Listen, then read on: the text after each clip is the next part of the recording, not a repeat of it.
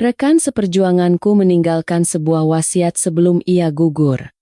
Dengan menggertakkan gigi, aku terpaksa menikahi kakaknya, seorang perawan tua berusia 36 tahun. Aku sungguh terkejut ketika setelah menikah, aku mengetahui jati diri istriku yang sebenarnya. Di akhir tahun, garis depan perbatasan selalu diguyur hujan. Hujan deras yang menusuk hingga ke tulang seolah hendak menghapus semua jejak manusia yang terukir di tebing-tebing kapur yang tajam. Aku berdiri membisu di depan makam Dito, sahabat terbaikku yang sudah kuanggap seperti saudara sendiri. Asap dupa berbaur dengan gerimis tipis, lalu cepat menghilang di telan ruang yang dingin. Setiap kali berdiri di hadapannya, sore hari yang menentukan itu kembali terbayang jelas seolah baru terjadi kemarin. Hari itu, unit kami mendapat tugas patroli darurat di jalur perbatasan utama. Jalanan itu adalah jalur tikungan tajam yang berbahaya. Di satu sisi adalah tebing curam dan di sisi lain adalah jurang yang dalam. Sebuah rute yang sulit bahkan bagi pengemudi paling veteran sekalipun. Aku dan Mas Dito berada di dalam sebuah jeep militer tua. Ia yang memegang kemudi sementara aku mengawasi keadaan sekitar. Kami melaju sambil bercerita tentang kampung halaman kami. Mas Dito berkata, "Bima, setelah patroli ini selesai kita ambil cuti bareng yuk." Mbak Sari terus bilang kalau dia punya kejutan buat kita berdua. Namun, kejutan itu menjadi sesuatu yang tak akan pernah bisa kami terima bersama selamanya. Dari balik tikungan, terdengar suara decit rem truk besar yang memekakan telinga. Sebuah truk tronton kehilangan kendali dan meluncur ke arah kami seperti binatang buas yang mengamuk. Dalam sepersekian detik antara hidup dan mati, Mas Dito tidak ragu sedikit pun. Ia berteriak kencang sambil mengerahkan seluruh tenaganya untuk mendorongku keluar dari jeep. Aku terguling ke bahu jalan yang ditumbuhi rumput liar. Suara benturan yang menggetarkan seluruh gunung menggema. Jeep militer itu remuk di bawah truk seperti selembar kertas. Dan bongkahan besi raksasa itu langsung terguling jatuh ke dasar jurang. Ketika aku bangkit dengan terhuyung-huyung, seluruh tubuhku terasa sakit seperti akan hancur, dan darah yang mengalir dari dahi membuat mataku perih. Dalam keputusasaan, aku meneriakkan nama Mas Dito. Di tengah serpihan-serpihan yang hancur berkeping-keping dan bau oli yang pekat, aku menemukan tubuhnya tergeletak di bawah sebatang pohon besar. Ia terluka sangat parah hingga sulit bernapas. Dadanya hanya naik turun dengan lemah seolah sedang menarik napas terakhir. Aku berlutut dan memeluk tubuhnya yang berlumuran darah. Air mataku bercampur dengan air hujan mengalir tanpa henti di wajahku. Mas Dito menatapku. Matanya sayu, tetapi masih ada seberkas cahaya harapan terakhir di sana. Ia menggenggam tanganku erat. Tangannya sedingin es. Namun tekadnya masih menyisakan kekuatan. "Bima, dengarkan aku baik-baik." Suara Mas Dito begitu lirih dan pelan. Aku harus mendekatkan telingaku ke mulutnya untuk bisa mendengarnya. "Aku sudah tidak akan selamat. Di rumah. Sekarang hanya ada Mbak Sari sendirian. Dia sudah terlalu banyak menderita. Seumur hidupnya hanya bekerja. Tak pernah tahu cara merawat dirinya sendiri." Mas Dito terengah-engah. Darah mengalir dari sudut bibirnya. "Mas, jangan bicara lagi," kataku dengan suara tercekat. "Ambulans akan segera datang." "Tidak. Bima, tolong jaga Mbak Sari untukku. Jangan biarkan dia sendirian. Bima, berjanjilah padaku." Itulah kata-kata terakhir yang ia ucapkan sebelum menutup matanya. Genggaman tangannya yang erat perlahan-lahan melemah, lalu jatuh ke tanah yang basah dan dingin. Mas Dito telah pergi. Pergi di usia yang begitu muda, bahkan sebelum sempat mewujudkan mimpinya yang sederhana untuk membangun keluarga yang hangat. Ia pergi, hanya menyisakan rasa bersalah yang tak terhapuskan dan sebuah janji yang seberat gunung untukku. Hujan tak kunjung reda. Aku menyeka air mata dan membetulkan letak topi baretku. Saat itu, hanya ada satu pikiran di benakku. Mas Dito mengorbankan nyawanya untuk menyelamatkanku. Maka, nyawa ini bukan lagi milikku seorang.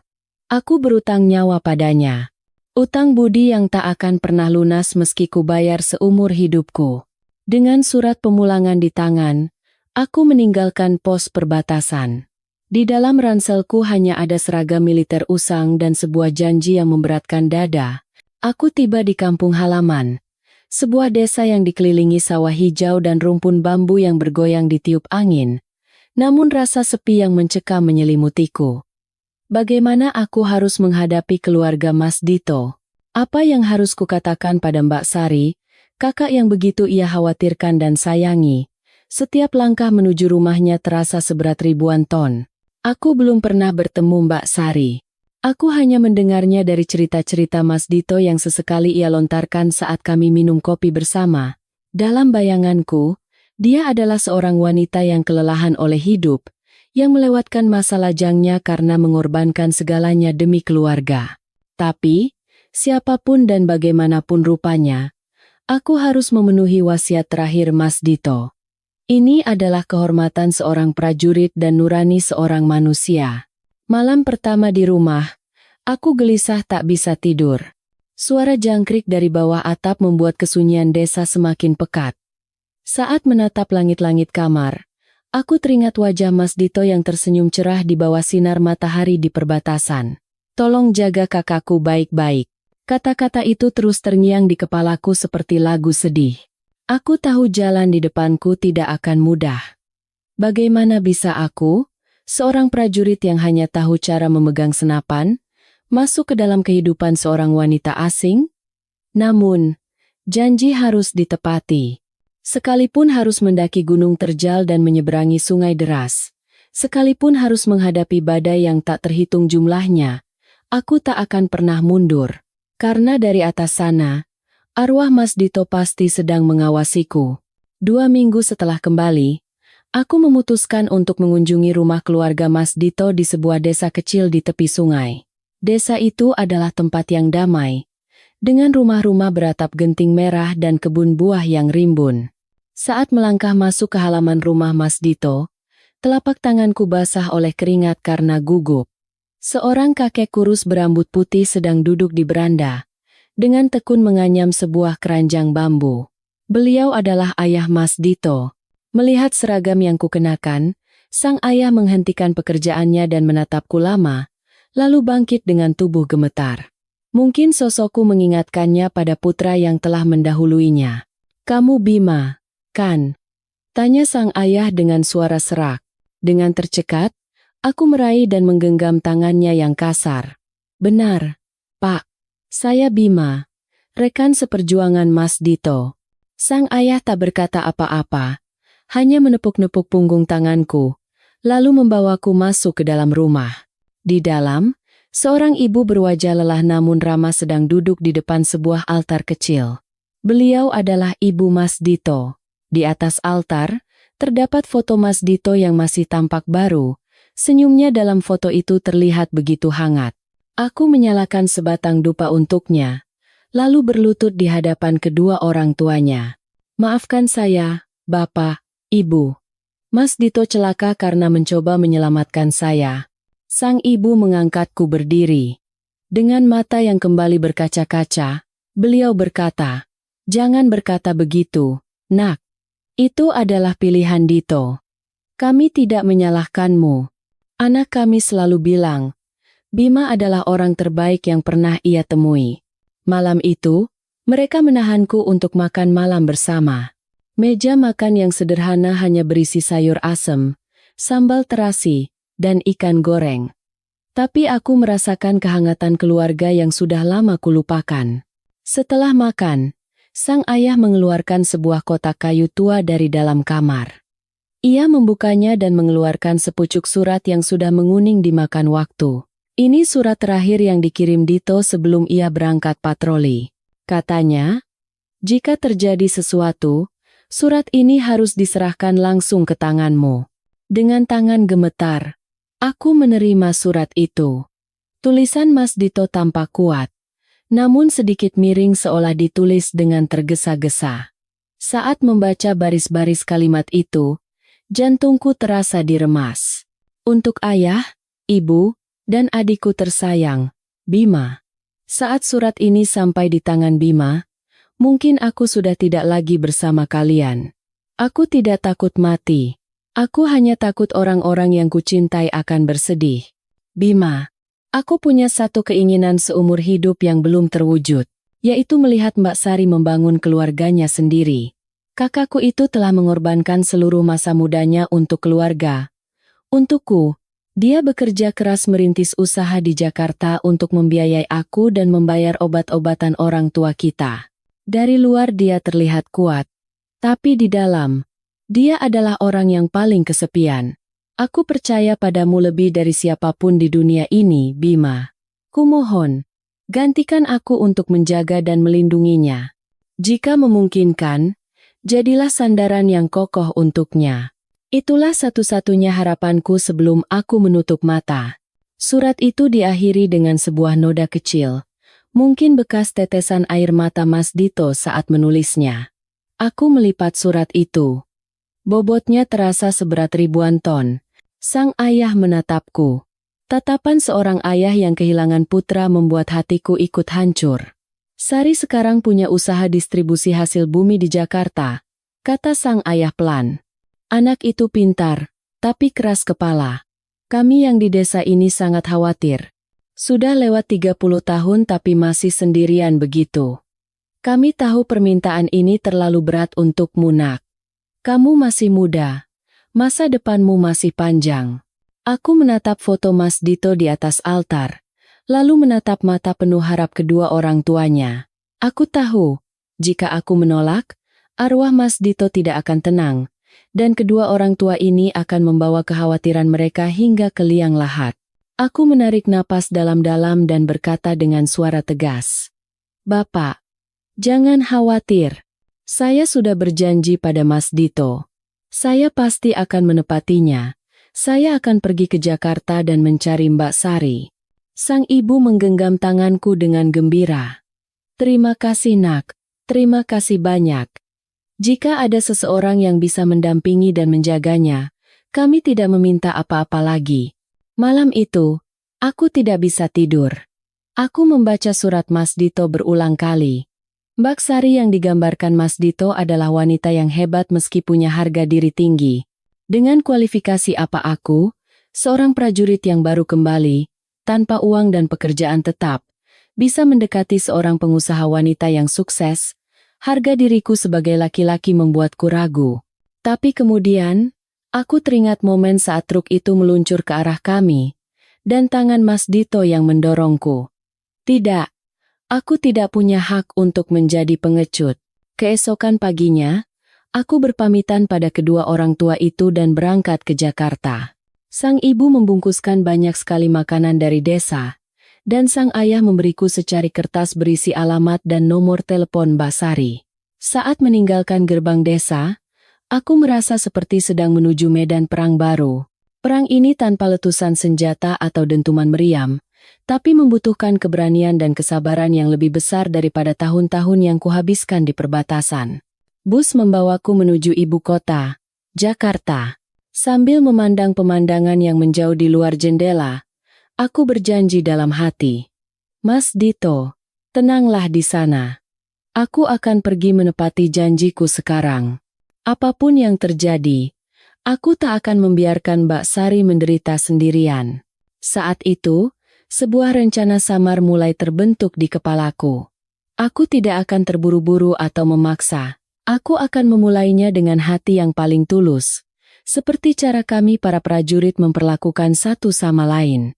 Jakarta memang riuh dan bising, tapi aku percaya, di mana ada ketulusan, di sana pasti ada jalan. Jakarta menyambutku dengan udara yang panas menyengat dan suara klakson yang memekakan telinga.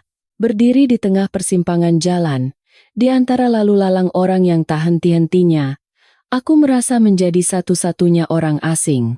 Alamat yang diberikan ayah Mas Dito berada di tengah kota, di antara gedung-gedung pencakar langit berjendela kaca yang berkilauan. Aku menunduk melihat kemeja usang dan sepatu ketsku yang memudar. Sedikit rasa rendah diri menyelinap. Aku menyewa sebuah kamar kos kecil di daerah pinggiran untuk mencari tempat tinggal murah dan mulai mencari pekerjaan. Aku merasa tidak bisa menemui Mbak Sari dengan tangan kosong. Aku butuh pekerjaan yang stabil untuk membuktikan bahwa aku datang bukan untuk menjadi beban baginya. Atas rekomendasi seorang rekan lama, aku mendapat pekerjaan sebagai petugas keamanan di sebuah gedung perkantoran. Pekerjaan itu tidak terlalu berat, namun menuntut tingkat disiplin tinggi yang sudah biasa bagiku di militer. Setiap malam setelah selesai bertugas, aku mengeluarkan surat Mas Dito dan membacanya. Terkadang, aku merasa sesak napas di bawah tekanan rasa terima kasih dan janji. Usiaku baru menginjak awal 20-an. Teman-temanku sedang asyik dengan mimpi dan hiburan mereka. Tapi aku sedang mengikat diriku pada kehidupan seorang wanita yang bahkan belum pernah kutemui wajahnya, yang usianya hampir 10 tahun lebih tua dariku. Dari sedikit informasi yang diberikan ayahnya, aku mulai mencari tahu tentang Mbak Sari.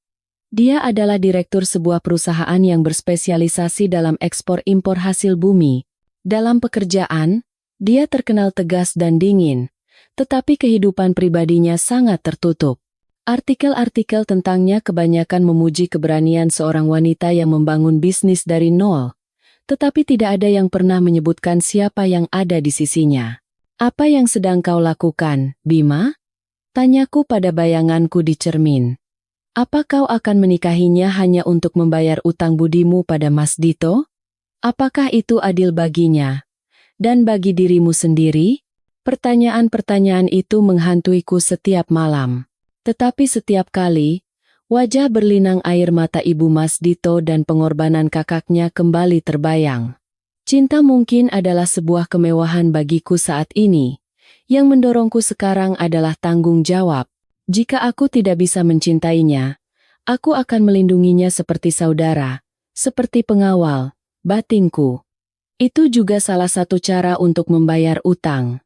Sebulan setelah kehidupanku di Jakarta mulai stabil, aku memutuskan untuk mengambil langkah pertama. Aku menelepon Mbak Sari.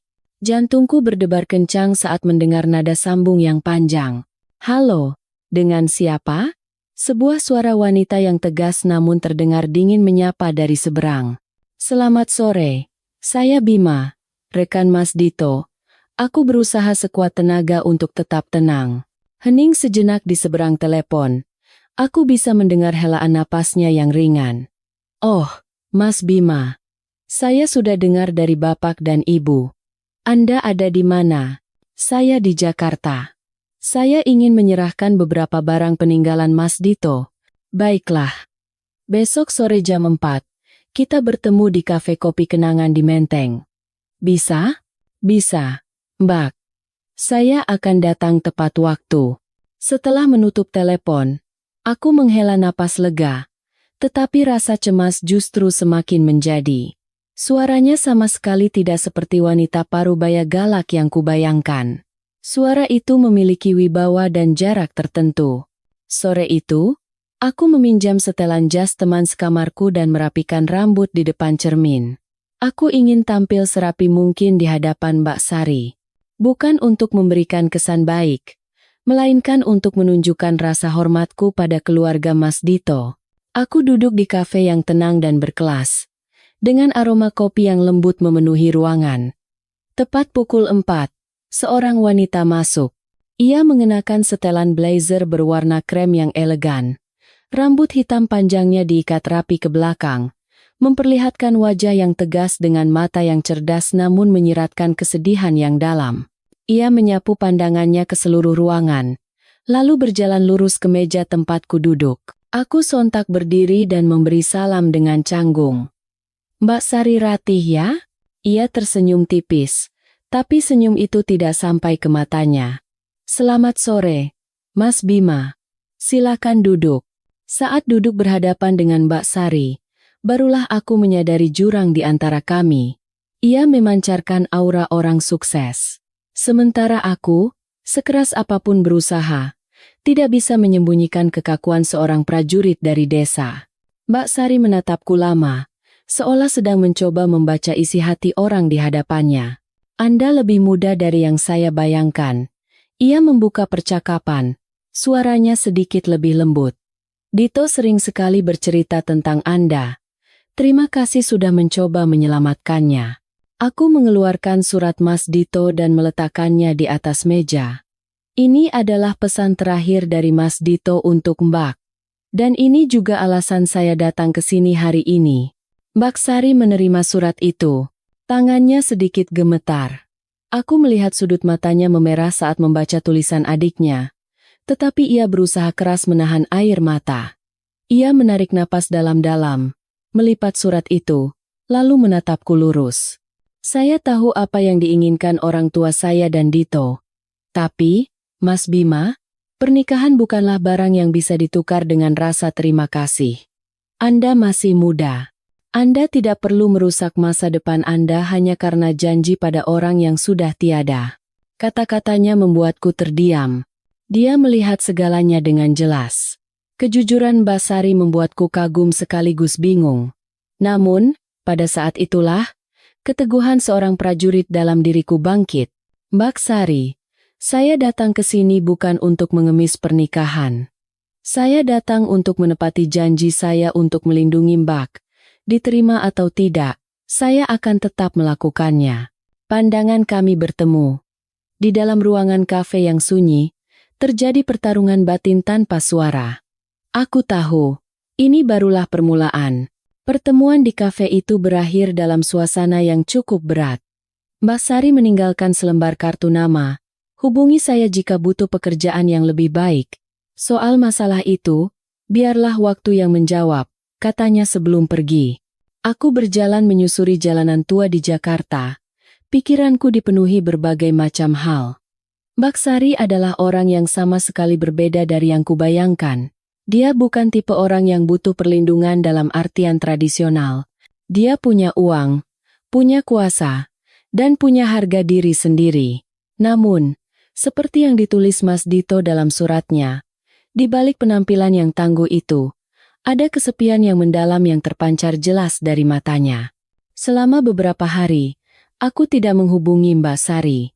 Aku terus bekerja sebagai satpam, berpatroli di gedung pada malam hari, mengamati orang-orang yang datang dan pergi. Aku sadar, malam di Jakarta memang indah, tetapi juga sangat dingin bagi orang-orang yang merantau. Suatu larut malam, saat aku sedang bersiap untuk pergantian shift, sebuah mobil sedan mewah berhenti di depan lobi gedung. Seorang wanita keluar dengan sempoyongan. Aku mengenalinya sebagai Mbak Sari. Dia tampak mabuk.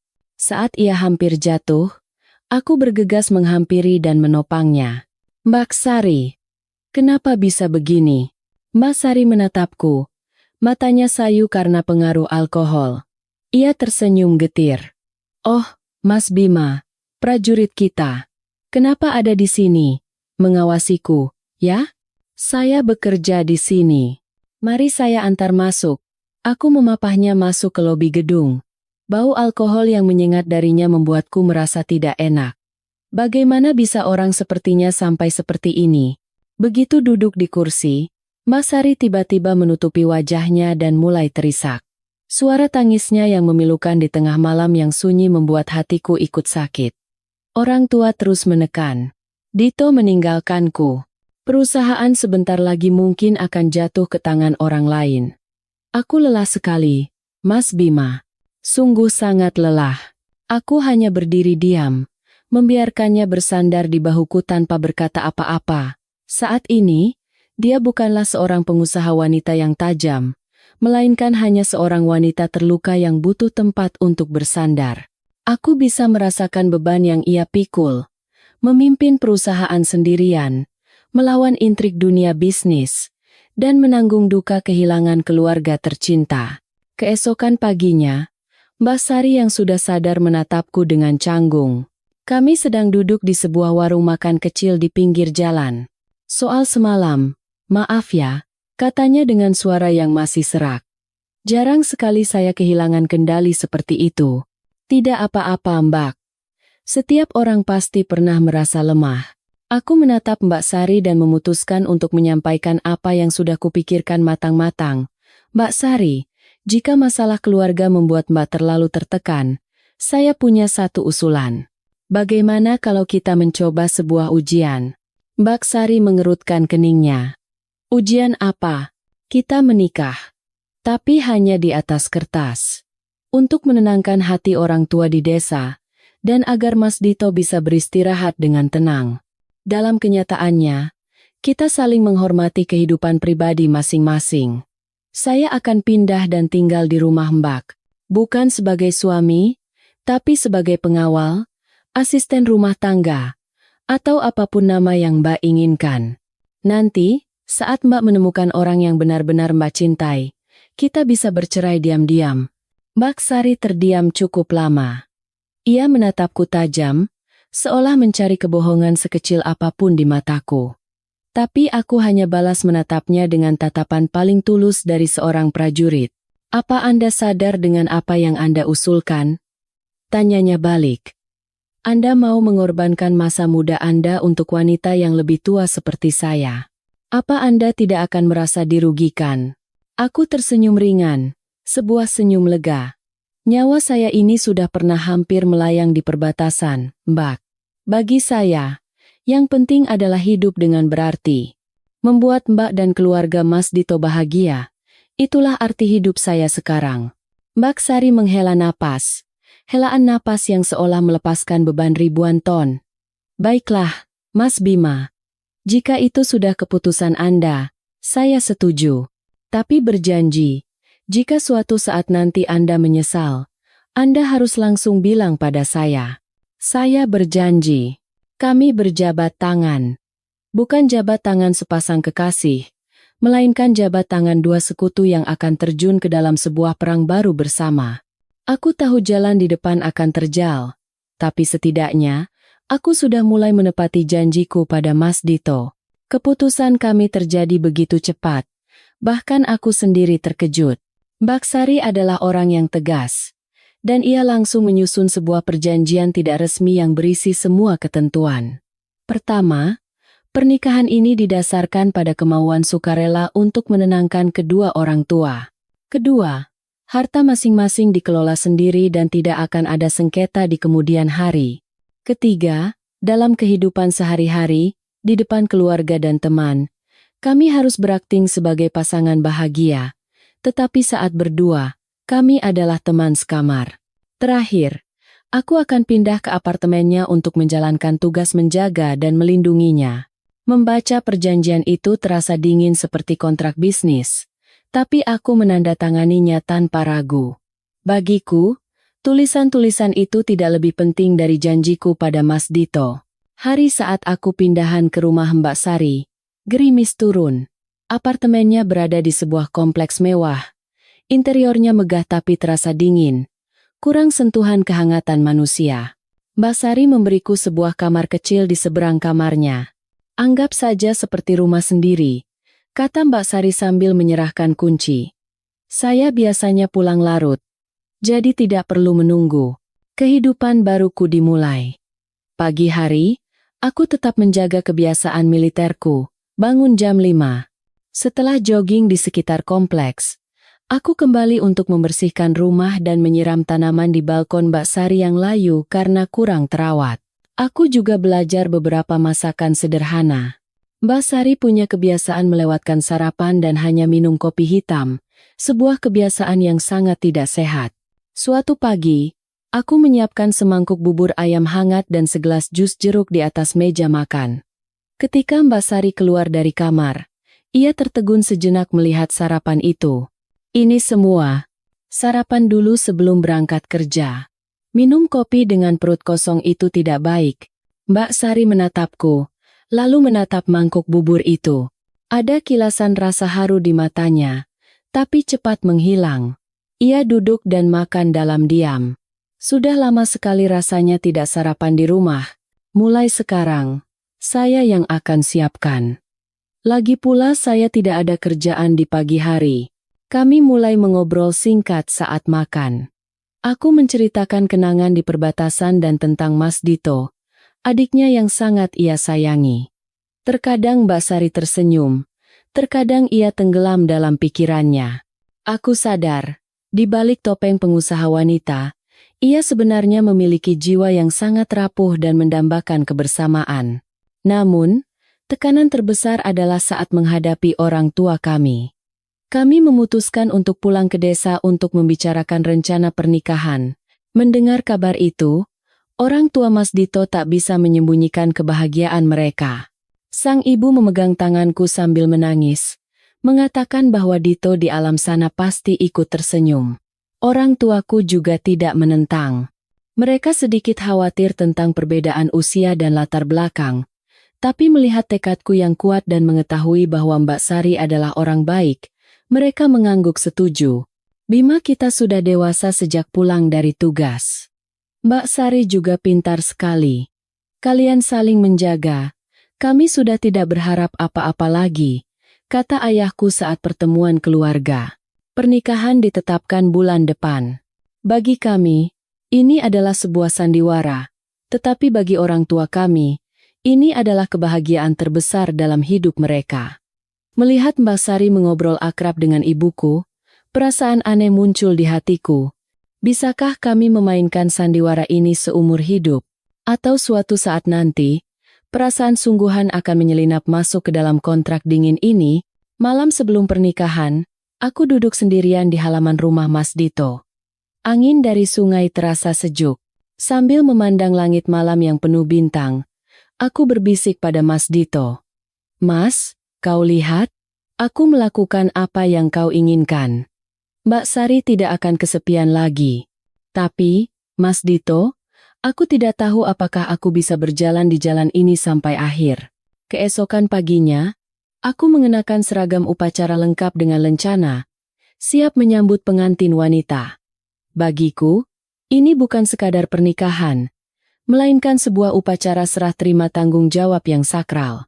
Aku menikahi kakak rekan seperjuanganku, bukan dengan cinta yang membara, melainkan dengan kesetiaan dan pengabdian seorang prajurit. Dan meskipun ini hanya sebuah kontrak, aku akan mempertaruhkan segalanya untuk menjaga kedamaian wanita itu. Suara petasan yang riuh dari ujung desa menandakan rombongan pengantin telah tiba. Aku menarik napas dalam-dalam dan melangkah keluar. Hidupku akan segera memasuki babak baru yang penuh dengan kejutan dan tantangan yang tak terduga.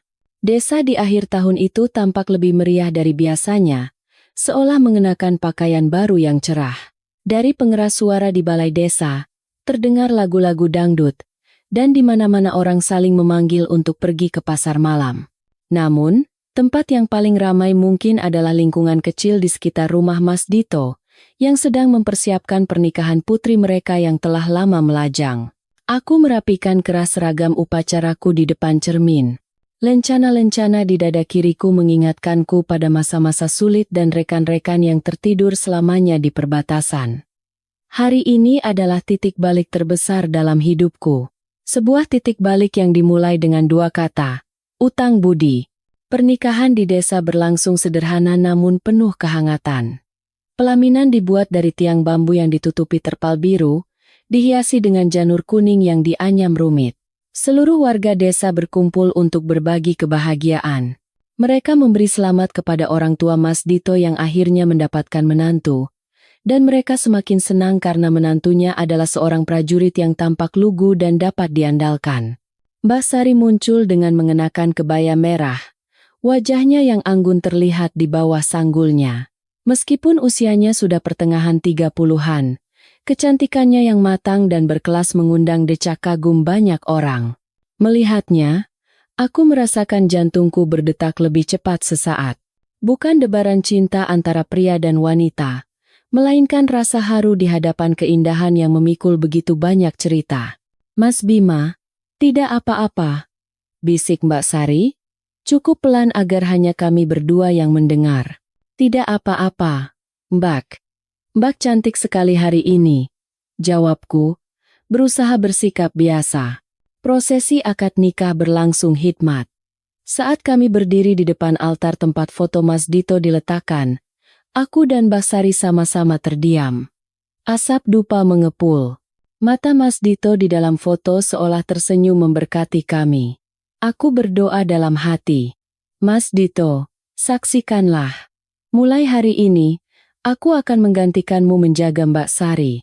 Entah ini kontrak atau sungguhan, aku tidak akan pernah membiarkannya sendirian lagi.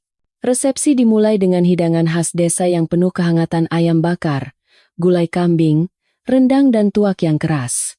Para tetua desa menghampiriku dan memberikan ucapan selamat. Nak Bima, kamu beruntung sekali mendapatkan Sari. Dia itu anak paling pintar dan paling hebat di desa ini. Jaga istrimu baik-baik, ya? Seorang kerabat menasihatiku sambil memegang tanganku. Aku menjawab iya, Pak. Siap. Sambil menerima gelas minuman, tapi hatiku terasa berat. Mbak Sari di sebelahku juga terus tersenyum dan berkata, "Terima kasih." Tapi aku melihat tangannya sesekali meremas ujung kebayanya. Dia juga sedang berusaha keras untuk memainkan peran sebagai pengantin bahagia dengan sempurna. Selama upacara, aku memainkan peranku sebagai suami yang perhatian. Mengambilkan makanan untuknya, menuangkan air minum, dan sesekali melemparkan pandangan mesra yang sudah kami latih sebelumnya. Melihat senyum puas ayah Mas Dito dan air mata bahagia ibunya, aku merasa telah melakukan hal yang benar. Nilai sebuah janji tidak terletak pada mudah atau sulitnya, tetapi pada kedamaian yang dibawanya bagi orang-orang yang ditinggalkan. Malam pertama kami sebagai suami istri berlangsung di kamar kecil yang dulu digunakan Mas Dito. Kamar itu dihias sederhana dengan sprei baru berwarna merah muda. Setelah semua tamu pulang, rumah menjadi sunyi. Aku dan Mbak Sari berdiri berhadapan. Suasana tiba-tiba menjadi canggung. Mbak tidur saja di ranjang. Saya bisa tidur di lantai dengan tikar, kataku memecah keheningan. Mbak Sari menggelengkan kepala dan duduk di tepi ranjang dengan lelah. Tidak perlu. Ranjangnya cukup lebar. Kita bagi dua saja. Aku percaya padamu.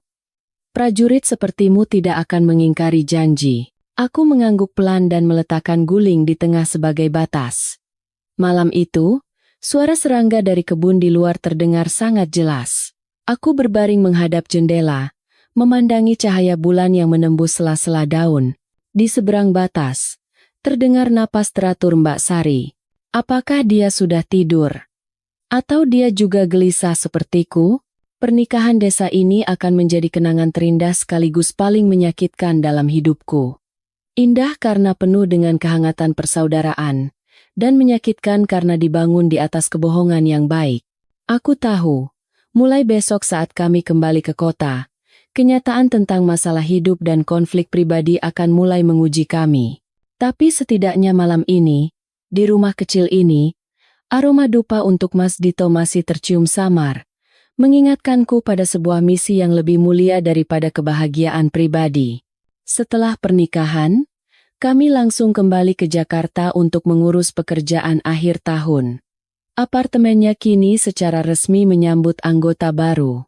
Seorang prajurit yang terbiasa dengan disiplin baja masuk ke dalam ruang hidup seorang pengusaha wanita modern. Perbedaan mulai terlihat dari hal-hal yang sangat kecil. Aku masih mempertahankan kebiasaan bangun pukul 5 pagi. Suara trompet bangun pagi di barak seolah sudah mendarah daging. Hal pertama yang kulakukan adalah lari 5 km di sekitar kompleks apartemen untuk menjaga kebugaran, lalu kembali untuk membersihkan rumah. Apartemen Mbak Sari memang mewah, tapi cukup berantakan di beberapa sudut. Dia terlalu sibuk untuk peduli apakah air di vas bunga sudah kering atau tumpukan majalah lama menumpuk di bawah meja. Aku mulai menata segalanya dengan caraku. Rapi, sistematis, dan bersih. Aku juga menyiapkan sarapan. Makanan sederhana tapi hangat seperti mie instan dengan telur atau roti panggang dengan sosis. Hari pertama, saat Mbak Sari keluar dari kamar dengan wajah mengantuk dan rambut acak-acakan, ia berhenti kaget melihat rumah yang sudah bersih dan aroma makanan lezat yang memenuhi ruangan. "Kenapa bangun pagi sekali?" tanyanya dengan suara serak. "Sudah biasa. Sarapan dulu sebelum berangkat kerja." Mbak Sari duduk di meja makan, menatap mie instan yang masih mengepul, lalu tiba-tiba tertawa. "Anda ini lebih mirip asisten rumah tangga daripada suami." Aku ikut tersenyum. "Kan sudah saya bilang, saya di sini untuk menjaga dan melindungi Mbak. Urusan rumah serahkan saja pada saya." Namun, hidup bersama tidak hanya berisi sarapan yang damai. Kesulitan terbesar adalah menyesuaikan gaya hidup. Mbak Sari biasanya bekerja sampai jam 1 atau 2 dini hari. Suara ketikan keyboard dan cahaya lampu yang menyelinap dari celah pintu seringkali membuatku tidak bisa tidur nyenyak. Sebaliknya, kebiasaanku tidur cepat dan bangun pagi terkadang juga mengganggu tidurnya. Selain itu, aku tetap melanjutkan pekerjaanku sebagai satpam gedung. Saat aku pulang saat fajar setelah shift malam, aku hanya bisa melihat punggung Mbak Sari yang terburu-buru berangkat kerja. Kami tinggal serumah. Tapi ada hari-hari di mana kami hanya bertemu selama 10 atau 15 menit saat makan malam. Suatu kali, Mbak Sari pulang larut setelah menjamu klien. Ia mabuk berat, dan seorang rekan prianya mengantarnya sampai ke depan pintu. Saat aku membuka pintu untuk menyambutnya, pria itu menatap seragam satpam yang kukenakan dengan tatapan merendahkan dan curiga. "Anda siapa?" tanyanya. "Suaminya," jawabku singkat sambil mengambil alih Mbak Sari dari tangannya. Pria itu tersenyum sinis, lalu berbalik dan pergi. Aku memapah Mbak Sari ke kamar, merasakan perasaan tidak enak yang membuncah. Bukan cemburu, melainkan harga diriku yang terluka. Di mata teman-teman atau kolega Mbak Sari, aku hanyalah seorang satpam miskin yang beruntung mendapatkan istri kaya. Mbak Sari berbaring di tempat tidur sambil mengigau tentang kontrak dan angka-angka. Aku membuatkan teh lemon madu hangat dan dengan hati-hati membantunya minum. Melihat wajahnya yang lelah di bawah cahaya lampu, amarah dalam diriku luluh. Dia berjuang sendirian di luar sana. Jika aku tidak menjadi sandarannya, untuk apa aku di sini? "Jangan benci aku," bisik Mbak Sari dalam tidurnya. "Aku tidak membencimu. Tidurlah." Aku menyelimutinya dan keluar ke ruang tamu. Ruang tamu yang luas itu terasa anehnya kosong. Aku sadar, meskipun sudah menikah, masih ada jarak yang sangat besar di antara kami. Bukan hanya perbedaan usia, tetapi juga status sosial dan cara berpikir. Aku adalah seorang prajurit sederhana yang menjadikan ketulusan sebagai landasan. Dia adalah seorang pengusaha yang hidup di dunia perhitungan dan persaingan. Bagaimana kedua garis paralel ini bisa menemukan titik temu? Waktu-waktu awal hidup bersama membuatku lebih memahami Mbak Sari. Di balik kesuksesannya, ada kesehatan yang menurun, malam-malam tanpa tidur, dan kecemasan yang tak bernama. Aku berjanji dalam hati, apapun kata orang, sekalipun aku merasa rendah diri, aku harus tetap sabar berada di sisinya. Jika aku pergi, rumah ini akan kembali dingin seperti dulu, dan Mbak Sari akan kembali menghadapi badai sendirian. Ketika kebaruan hidup bersama mulai memudar, gesekan sehari-hari mulai muncul. Pepatah mengatakan, piring dan sendok saja bisa beradu, apalagi dua orang yang pada dasarnya tidak punya kesamaan selain sebuah janji. Konflik pertama berasal dari cara kami memandang uang. Suatu sore, Mbak Sari memberiku sebuah kartu kredit, menyuruhku menggunakannya untuk biaya hidup dan membeli beberapa setelan baju baru. "Pakaianmu yang usang itu kurang pantas kalau dipakai pergi denganku. Ambil ini, pinnya tanggal lahir Dito." Ia mengatakannya dengan santai, seolah sedang menyerahkan setumpuk dokumen. Aku menatap kartu itu dan tiba-tiba merasa sesak.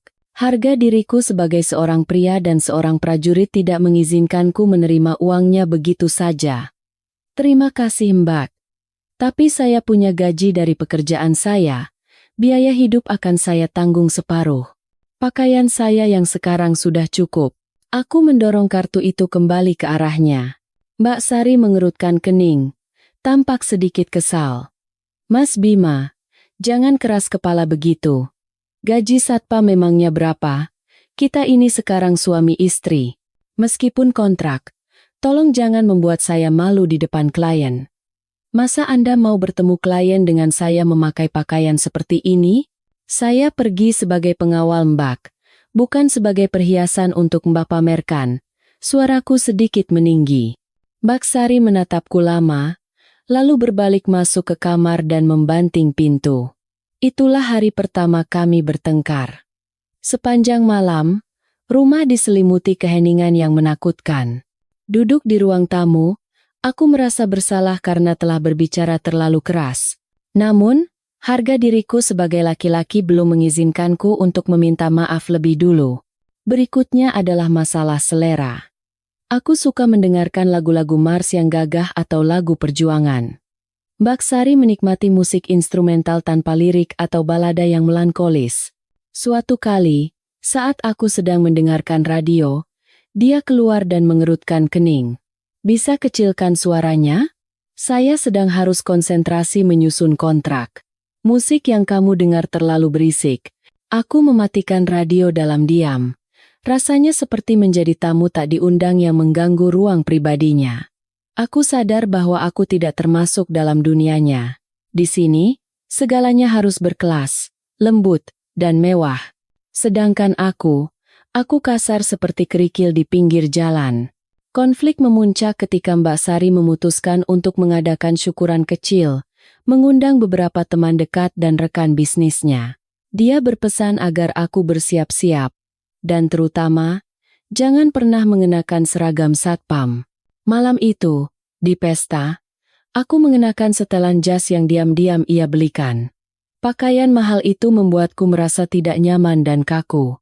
Teman-teman Mbak Sari datang dan mulai membicarakan saham, properti, dan liburan mewah ke luar negeri.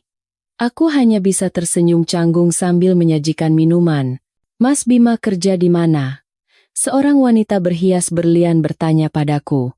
Sebelum aku sempat menjawab, Mbak Sari cepat-cepat menyela. Oh, dulu dia di militer.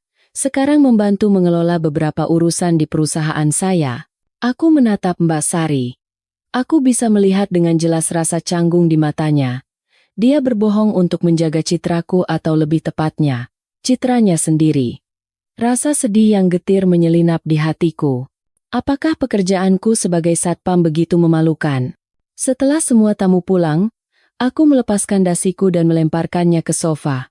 Lain kali, katakan saja yang sebenarnya. Aku tidak malu bekerja sebagai satpam. Mbak Sari menatapku. Sudut matanya memerah. Kamu pikir aku mau berbohong? Aku melakukannya demi kamu. Apa kamu tahu betapa kejamnya dunia bisnis ini? Jika mereka tahu suamiku seorang satpam, mereka akan meremehkan perusahaan kita, menawar harga seenaknya. Kamu tidak tahu apa-apa. Mbak Sari menangis dan berlari masuk ke kamar. Aku berdiri terpaku di tengah ruang tamu yang berantakan sisa pesta. Hatiku terasa berat. Aku mulai bertanya-tanya, apakah kontrak ini adalah sebuah kesalahan sejak awal? Aku ingin melindunginya, tetapi keberadaanku justru menyulitkannya. Malam itu, aku tidak bisa tidur dan pergi ke balkon untuk merokok. Malam di Jakarta dari ketinggian tampak gemerlap sekaligus sepi. Aku teringat Mas Dito. Jika ia masih hidup, apakah ia ingin melihat aku dan kakaknya saling menyakiti seperti ini? Aku sadar. Aku terlalu kaku. Aku hanya memikirkan harga diriku. Lupa bahwa Mbak Sari juga menanggung tekanan yang luar biasa. Melindungi seseorang bukan hanya tentang menghalangi tubuh di depan moncong senjata, tetapi juga tentang memahami isi hatinya yang terdalam dan mau berkompromi. Aku mematikan rokokku dan berjanji dalam hati. Besok, aku yang harus berubah. Konflik-konflik kecil di rumah tangga kami sementara terlupakan di hadapan badai besar yang tiba-tiba menerpa perusahaan agribisnis milik Mbak Sari. Saat itu adalah akhir tahun, masa tersibuk, di mana ratusan ton hasil bumi sedang menunggu untuk dikirim sesuai kontrak. Pagi itu, aku melihat Mbak Sari menerima sebuah telepon. Wajahnya menjadi pucat pasi dan tangannya gemetar. Tanpa sarapan, ia bergegas keluar. Firasatku tidak enak. Aku mengambil cuti dari pekerjaanku dan diam-diam mengikutinya. Kantor pusat perusahaannya diliputi ketegangan. Para pemasok dan penagih utang memblokir pintu masuk, berteriak-teriak meminta bertemu dengan direktur. Ternyata, sebuah kargo besar milik perusahaan senilai miliaran rupiah ditahan oleh bea cukai karena dicurigai mengandung zat terlarang. Pada saat yang sama, dana likuid perusahaan juga dibekukan oleh pihak bank karena masalah internal. Mbak Sari berdiri di tengah kerumunan, mencoba menjelaskan dengan tenang, tetapi tidak ada yang mendengarkan. Mereka melontarkan makian, bahkan beberapa orang mencoba menyerangnya. Aku tidak bisa tinggal diam. Aku menerobos kerumunan dan berdiri di depan Mbak Sari. Semuanya tenang. Kalau ada yang mau dibicarakan, mari masuk ke kantor. Jangan gunakan kekerasan di sini. Wibawaku sebagai seorang prajurit yang pernah bertempur membuat kerumunan itu mundur sejenak. Aku membawa Mbak Sari masuk ke kantor dan mengunci pintu. Di luar, suara gedoran dan teriakan masih terdengar. Mbak Sari merosot di kursinya, memegangi kepalanya dengan kedua tangan. Napasnya terengah-engah. Semuanya sudah berakhir, Mas Bima. Semuanya hancur. Seseorang menjebakku. Kargo itu 100% bersih. Aku bisa jamin. Tapi sekarang tidak ada yang percaya padaku. Aku memberinya segelas air dan berkata dengan tegas, "Tenang, semua masalah ada jalan keluarnya. Coba ceritakan. Siapa orang yang paling tahu tentang kargo ini?" Dengan lemah, Mbak Sari bercerita tentang seorang wakil direktur bernama Untung, yang ia percayai untuk mengurus semua proses pembelian dan pemeriksaan kualitas. Namun pagi itu, Untung tidak masuk kantor dan teleponnya tidak bisa dihubungi. Aku menyipitkan mata. Insting prajuritku mengatakan inilah inti masalahnya. Sepanjang hari itu, aku mendampingi Mbak Sari. Aku bertindak sebagai pengawalnya, melindunginya dari kerumunan yang marah, sekaligus membantunya menata kembali pekerjaannya. Aku melihat Mbak Sari benar-benar hancur. Ia tidak makan, tidak minum, hanya menatap layar komputer dengan pandangan kosong. Pengkhianatan bawahan dan ancaman kebangkrutan adalah pukulan telak bagi dirinya yang sudah terlalu lelah. Sore hari, saat kerumunan sedikit bubar, aku memapah Mbak Sari masuk ke mobil. Di perjalanan pulang, ia hanya menatap keluar jendela, air mata mengalir tanpa suara di pipinya. "Mas Bima, kalau aku kehilangan segalanya, apa kamu juga akan pergi?" Tanyanya dengan suara selirih angin. Aku menggenggam setir erat-erat, pandanganku lurus ke depan. Saya berjanji pada Mas Dito untuk melindungi Mbak. Entah Mbak seorang direktur atau tidak punya apa-apa, janji saya tidak akan berubah. Mbak Sari tidak berkata apa-apa, tapi aku bisa merasakan bahunya bergetar samar. Ia menangis haru. Sekuat apapun seorang wanita, saat berada di ujung tanduk, ia tetap butuh sebuah tangan untuk digenggam. Sesampainya di rumah, aku memaksanya minum sup hangat dan menyuruhnya tidur lebih awal. Aku tetap di ruang tamu, membuka berkas-berkas perusahaan yang sempat kubawa. Aku tidak tahu banyak tentang bisnis, tapi aku punya kemampuan investigasi dan analisis yang terlatih di militer. Aku mulai merangkai kepingan-kepingan kejadian. Kenapa kargo itu dilaporkan justru sekarang? Kenapa Untung menghilang? Dan kenapa bank tiba-tiba membekukan dana? Semua jejak menunjuk pada sebuah konspirasi yang terencana. Orang di baliknya tidak hanya ingin menghancurkan perusahaan, tetapi juga ingin menjebloskan Mbak Sari ke jalan buntu, bahkan penjara. Saat melihat daftar pesaing Mbak Sari, aku berhenti pada satu nama, Agro Perkasa. Direktur perusahaan itu adalah seorang pria bernama Prakoso Wibowo, yang dulu pernah melamar Mbak Sari tapi ditolak, dan belakangan kalah dalam beberapa tender besar. Api amarah menyala di hatiku. Beraninya mereka mengganggu seorang wanita yang sendirian. Mereka lupa, sekarang ada seorang prajurit di sisinya. Aku bangkit dan melepaskan jam tanganku. Tatapanku menajam, "Mas Dito. Sekarang saatnya aku turun ke pertempuran yang sesungguhnya. Aku tahu aku tidak punya miliaran untuk membantu Mbak Sari, tapi aku punya nyali seorang prajurit. Aku akan mengungkap kebenaran dan membuka topeng orang yang telah memfitnahnya. Pertarungan ini mungkin akan lebih sulit daripada operasi penyergapan di perbatasan, tapi aku tidak akan mundur. Karena sekarang, aku melindungi Mbak Sari bukan lagi hanya karena janji pada almarhum, melainkan karena perasaan berharga yang perlahan mulai tumbuh di hatiku." Keesokan paginya, Mbak Sari bangun dengan mata bengkak. Ia melihatku duduk di meja makan. Di depanku ada tumpukan dokumen dan laptop.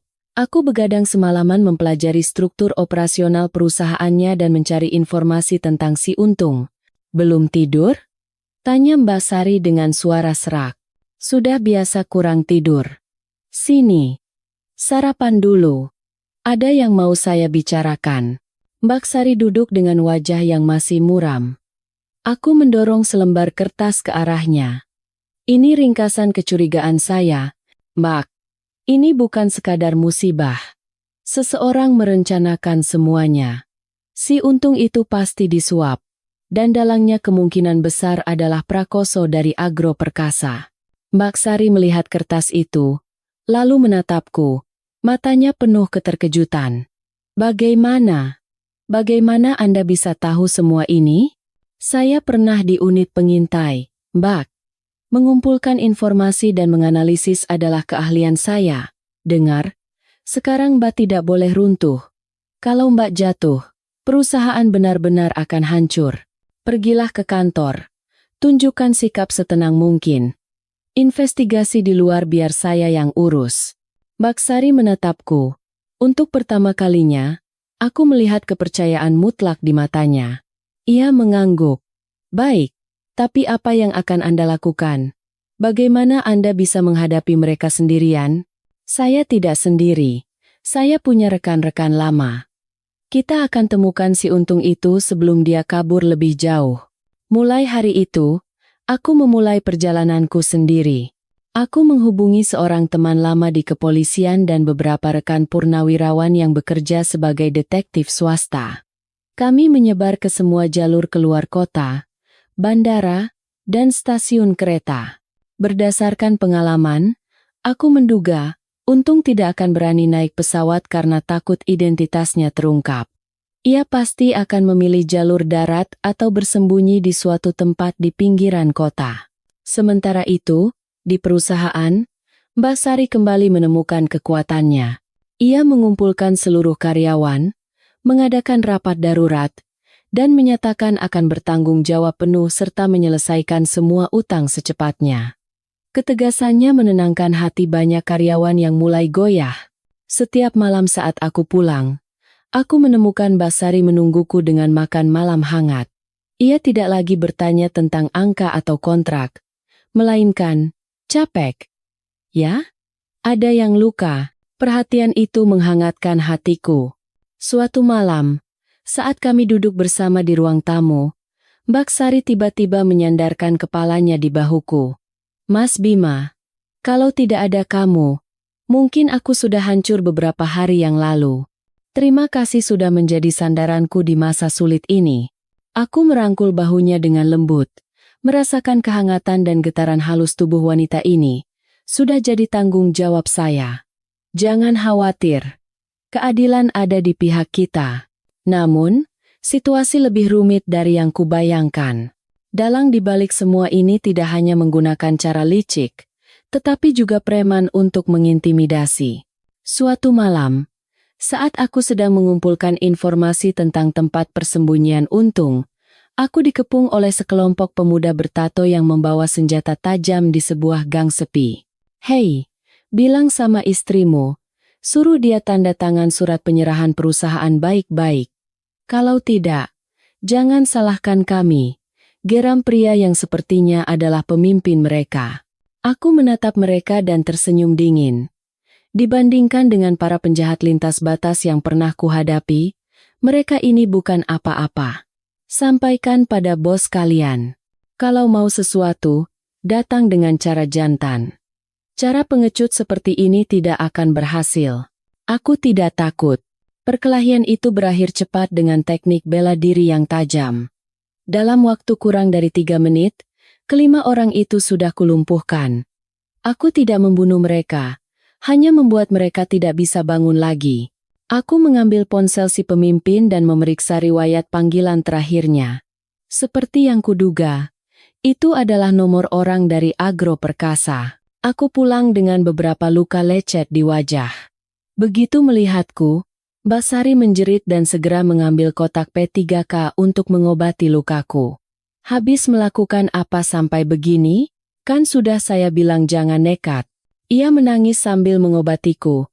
Air matanya yang panas menetes di punggung tanganku. Tidak apa-apa, hanya luka ringan. Tapi aku sudah dapat buktinya. Kita hampir menang, Sari. Mbak Sari memelukku erat dan terisak. Saat itu, batas antara kontrak dan perasaan nyata benar-benar runtuh. Aku sadar.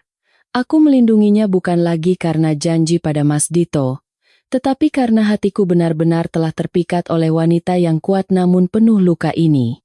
Dia adalah keluargaku, orang yang ingin kulindungi bahkan dengan nyawaku. Dan aku tahu, tatapan Basari padaku sekarang juga bukan lagi tatapan pada adik Mas Dito atau suami kontrak. Aku melihat emosi yang dalam terpancar dari matanya yang berlinang air mata. Mas Bima, jangan pernah tinggalkan aku sendirian lagi, bisik Mbak Sari sambil membenamkan wajahnya di bahuku. Aku berjanji, aku akan menjadi perisaimu seumur hidup. Kami melangkah keluar dari gudang tua itu. Fajar mulai menyingsing di ufuk timur. Kehidupan baru, cinta sejati, mulai bersemi dari puing-puing konspirasi dan kebencian. Setelah malam perkelahian dengan preman agro perkasa, aku tidak bisa tinggal diam lagi. Luka lecet di wajahku bukan apa-apa, tapi luka di hati karena kematian Mas Dito kembali terasa nyeri. Aku mulai merangkai kembali semuanya. Kenapa Prakoso Wibowo sampai menggunakan cara sekotor itu, bahkan mengerahkan preman untuk menghancurkan Mbak Sari? Apakah hanya karena cinta yang ditolak? Atau ada alasan yang lebih dalam? Aku menghubungi Andi, seorang rekan lama yang bertugas di satuan lalu lintas di daerah tempat kecelakaan itu terjadi. Andi, tolong aku. Coba cari lagi berkas kecelakaan lalu lintas Mas Dito dulu. Aku butuh data lengkap pemilik truk dan sopirnya waktu itu. Kataku di telepon, tidak bisa menyembunyikan nada mendesakku. Andi terdiam sejenak, lalu menjawab, itu kan kasus lama, Bima. Lagi pula sopirnya sudah mengaku bersalah dan dipenjara. Pemilik mobilnya juga sudah memberi ganti rugi. Kenapa diungkit lagi? Ada alasannya. Ada kebetulan yang aneh. Tolonglah, Andi. 2 hari kemudian, Andi mengirimiku sebuah file digital. Mataku terpaku pada nama pemilik truk yang menyebabkan kecelakaan itu, PT Sentosa Cargo. Dan perwakilan hukum perusahaan itu tidak lain adalah Prakoso Wibowo, pesaing yang sekarang sedang mencoba membunuh perusahaan Mbak Sari. Jantungku berdebar kencang. Aliran listrik seolah menyengat punggungku. Kenapa dulu kami tidak tahu fakta ini? Aku ingat. Waktu itu kami sibuk menyelamatkan orang dan setelahnya mengurus pemakaman Mas Dito. Pihak militer dan kepolisian menangani kasus sesuai prosedur. Dan saat itu Prakoso Wibowo belum seterkenal sekarang, hanya seorang pemilik perusahaan angkutan kecil. Aku terus menggali catatan itu. Nama sopir yang menyebabkan kecelakaan itu adalah Suparman. Yang mengejutkan, setelah bebas lebih awal karena berkelakuan baik, Suparman kemudian menjadi sopir pribadi Prakoso Wibowo. Sialan! Aku memukul meja dengan keras. Semuanya menjadi jelas. Kecelakaan di masa lalu itu bukan kecelakaan biasa karena kelalaian.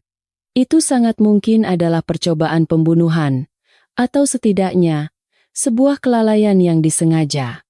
Prakoso Wibowo tidak hanya berutang nyawa pada keluarga Mas Dito, tetapi sekarang ia juga menekan kakak perempuan Mas Dito yang malang dengan tangan berdarah yang sama. Malam itu, saat Mbak Sari pulang kerja, ia langsung ambruk di sofa, bahkan tak punya tenaga untuk berganti pakaian. Aku menghampirinya dan meletakkan tangan di bahunya dengan lembut. Sari, ada hal yang sangat penting yang ingin kubicarakan. Tapi kamu harus benar-benar tenang. Aku menunjukkan semua informasi yang baru saja kutemukan.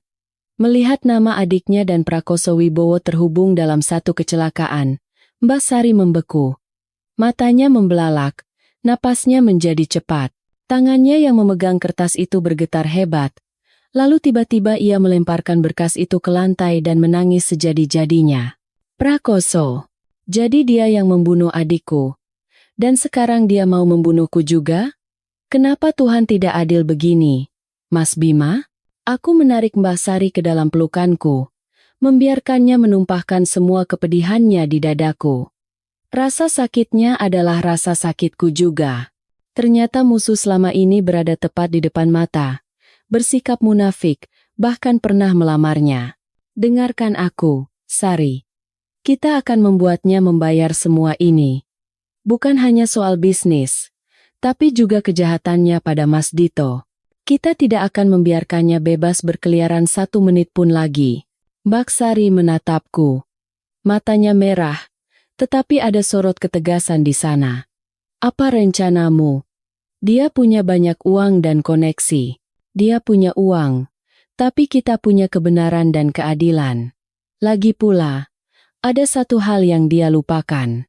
Aku ini seorang prajurit, dan seorang prajurit tidak akan pernah menyerah sebelum pertempuran usai. Malam itu kami tidak tidur. Kami duduk bersama merencanakan serangan balik. Aku tahu aku akan masuk ke sarang harimau, tapi aku tidak takut sedikit pun. Pengorbanan Mas Dito, penderitaan orang tuanya, dan air mata Mbak Sari adalah sumber kekuatan tak terbatas bagiku untuk melawan kegelapan. Perang yang sesungguhnya baru saja dimulai. Aku memutuskan untuk berhenti total dari pekerjaanku sebagai satpam untuk bisa membantu Mbak Sari sepenuhnya. Hal pertama yang kulakukan adalah memanfaatkan keterampilan investigasi dan pelacakan yang pernah kulatih secara sistematis di pasukan khusus. Aku mulai dengan melacak si sopir, Suparman. Aku tahu Suparman adalah mata rantai terlemah dalam lingkaran kejahatan Prakoso. Orang seperti dia biasanya hidup dalam ketakutan dan mudah hancur jika kelemahannya diserang. Selama 3 hari 3 malam, aku membuntuti Suparman secara diam-diam. Ia sering mengunjungi tempat perjudian ilegal dan barbar murah di pinggiran kota. Ternyata, hidup sebagai kambing hitam bosnya tidak begitu bahagia. Ia terlilit utang dan sering diancam oleh penagih utang. Pada malam keempat, saat Suparman berjalan sempoyongan pulang ke kamar kosnya yang kumuh dalam keadaan mabuk berat, aku muncul. Aku tidak langsung menggunakan kekerasan, hanya berjalan tenang di sampingnya. Pak Suparman, mari kita bicara tentang kecelakaan di perbatasan tahun lalu, kataku dengan suara rendah dan dingin. Suparman berhenti. Matanya yang merah karena mabuk tiba-tiba menjadi sangat jernih. Ia mencoba lari, tapi aku dengan cepat menyambar lengannya dan mendorongnya ke dinding yang gelap. Kamu siapa? Mau apa? Gagapnya. Aku rekan prajurit yang tewas karena trukmu. Dan aku tahu, bukan hanya kamu yang bertanggung jawab atas kejadian itu. Berapa Prakoso membayarmu untuk menggantikannya masuk penjara? Dan berapa ia membayarmu sekarang untuk hidup sengsara seperti ini? Suparman berkeringat dingin dan gemetar. Aku menunjukkan foto Mas Dito padanya. Lihat baik-baik. Orang ini mengorbankan nyawanya untuk menyelamatkanku. Apa kau bisa tidur nyenyak setiap malam? Tahu bahwa kau telah bekerja sama dengan seorang pembunuh? Aku melepaskannya dan memberinya sebuah nomor telepon. Aku beri kau waktu 24 jam. Jika kau bekerja sama, aku akan melunasi semua utangmu dan menjamin keselamatanmu. Jika tidak, semua data kebusukan PT Sentosa Cargo yang kau tahu akan kuserahkan ke polisi. Dan kali ini, jangan harap bisa bebas lebih awal. Sementara itu, di lini bisnis, aku membantu Mbak Sari meninjau ulang seluruh proses kerja. Aku sadar bahwa sistem kontrol internal perusahaannya memiliki celah, yang membuat untung bisa dengan mudah menukar barang. Aku menggunakan disiplin militer untuk menata kembali semuanya. Aku memasang kamera pengawas 24 jam di gudang, mengganti semua kunci, dan meminta semua inventaris dihitung ulang secara ketat. Karyawan yang menunjukkan gelagat mencurigakan kuinterogasi secara pribadi. Sikap kerasku pada awalnya menimbulkan ketidakpuasan banyak orang, bahkan ada yang berbisik di belakang. Suami Bu Direktur itu lagaknya seperti sipir penjara saja. Namun, Mbak Sari selalu membelaku. Ia berkata pada para karyawan, Mas Bima adalah orang yang paling saya percaya. Siapapun yang tidak mengikuti aturannya, saya anggap tidak lagi punya niat bekerja di sini. Perlahan-lahan, disiplin itu mulai menunjukkan hasil. Suasana kerja di perusahaan menjadi lebih serius dan efisien. Kami juga menemukan bukti bahwa Untung menerima suap dari Agro Perkasa, dan dengan sengaja memasukkan zat terlarang ke dalam kargo hasil bumi. Mbak Sari menatapku bekerja dengan tatapan kagum. Ia tidak pernah menyangka suami kontraknya bisa begitu tegas dan tajam. Mas Bima, kadang-kadang aku melihatmu bukan seperti prajurit biasa, tapi seperti seorang jenderal yang memimpin pasukan. Canda Mbak Sari saat kami makan malam bersama di kantor. Aku tersenyum. Di militer, kami diajari bahwa pertahanan terbaik adalah menyerang. Kita sudah terlalu lama bertahan, Sari. Sekarang, saatnya kita menyerang. Pertarungan ini bukan adu senjata, melainkan adu strategi yang penuh ketegangan. Aku tahu Prakoso tidak akan tinggal diam melihat rencananya kami gagalkan.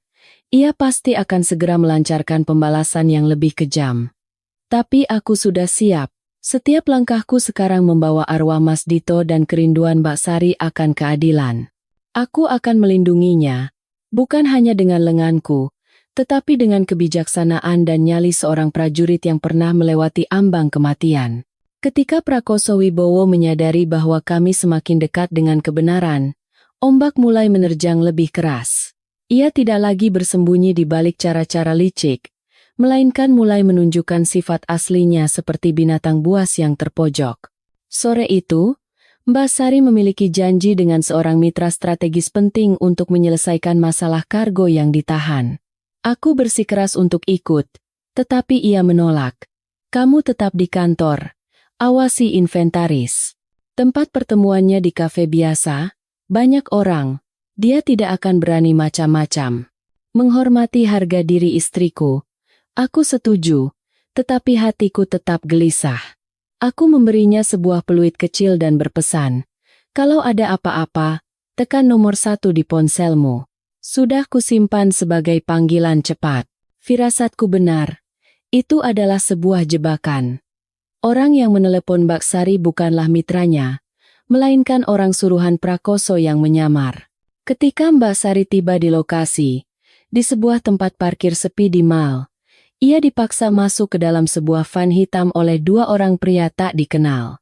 Untungnya, aku sudah lebih dulu diam-diam meletakkan pelacak GPS di dalam tas tangannya.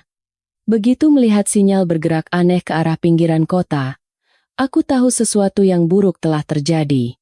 Aku segera melesat dengan sepeda motor mengikuti arah pelacak, sambil menghubungi rekan-rekan lamaku untuk meminta bantuan.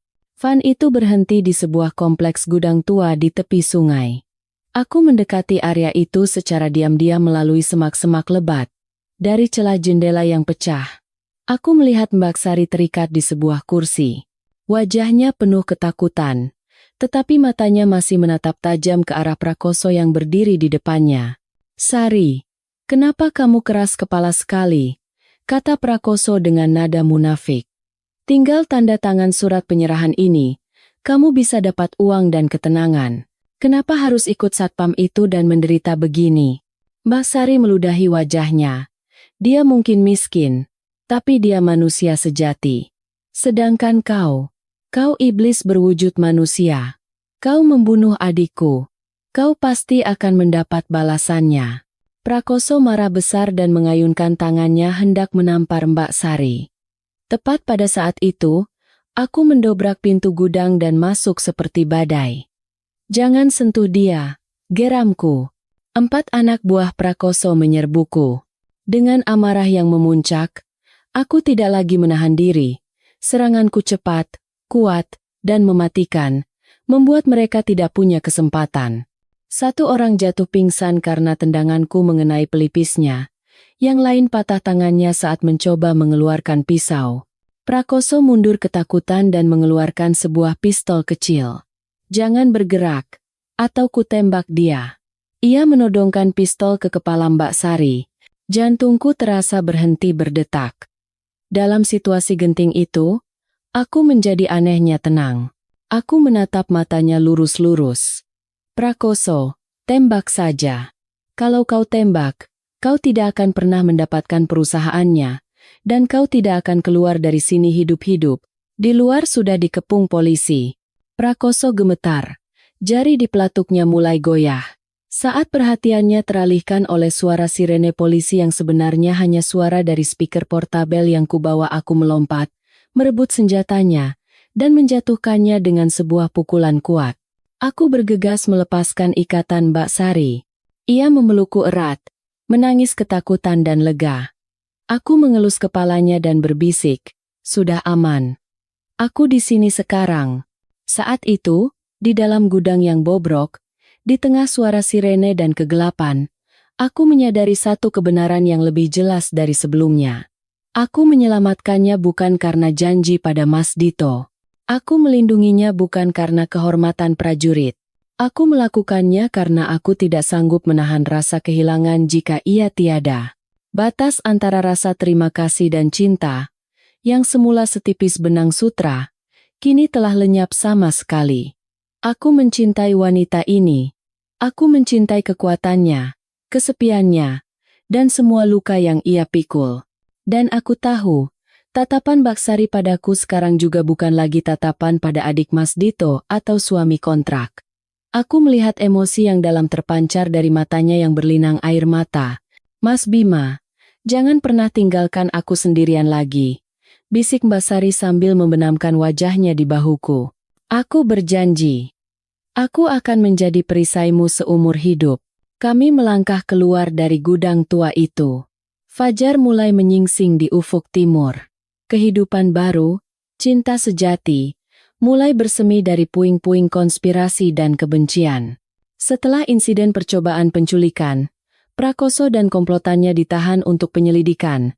Perusahaan Basari juga perlahan-lahan kembali stabil setelah tuduhan terhadap kargonya dibatalkan dan dalangnya terungkap. Namun, di antara aku dan Basari, ada keheningan yang aneh. Bukan keheningan yang dingin, melainkan kecanggungan orang-orang yang baru menyadari perasaan mereka yang sesungguhnya tetapi tidak tahu bagaimana harus menghadapinya. Suatu akhir pekan, bulan purnama yang indah bersinar di atas Jakarta. Angin dari danau meniup sejuk di sekitar apartemen kami. Mbak Sari menyeduh teh melati dan mengajakku ke balkon untuk menikmati angin malam. Kami duduk berdampingan tanpa kata, memandangi lalu lintas di bawah. Cahaya bulan yang jernih menyinari wajah anggun Mbak Sari, membuatnya tampak seperti lukisan yang tenang. "Mas Bima," Mbak Sari memecah keheningan. "Pernahkah kamu menyesal menikahiku?"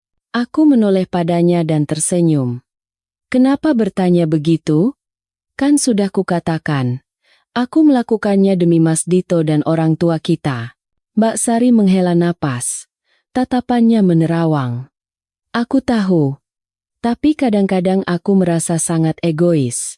Aku menggunakan janji pada Dito untuk mengikatmu di sisiku, bahkan membebanimu dengan semua masalahku. Kamu masih muda. Kamu seharusnya mendapatkan cinta sejati.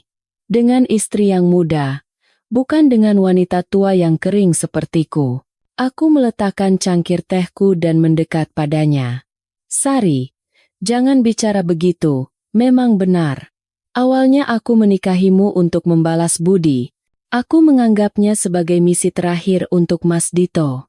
Tapi selama hidup denganmu, aku melihat banyak hal yang bahkan Mas Dito tidak sempat ceritakan." Aku berhenti sejenak, lalu melanjutkan.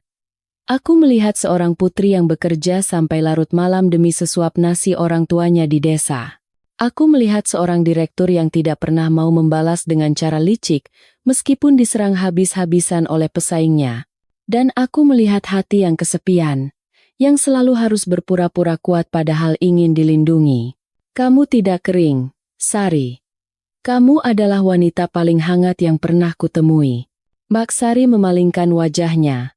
Aku melihat bahunya bergetar samar. Ia menangis. "Mas Bima, aku sudah menutup hatiku selama 10 tahun, suaranya tercekat.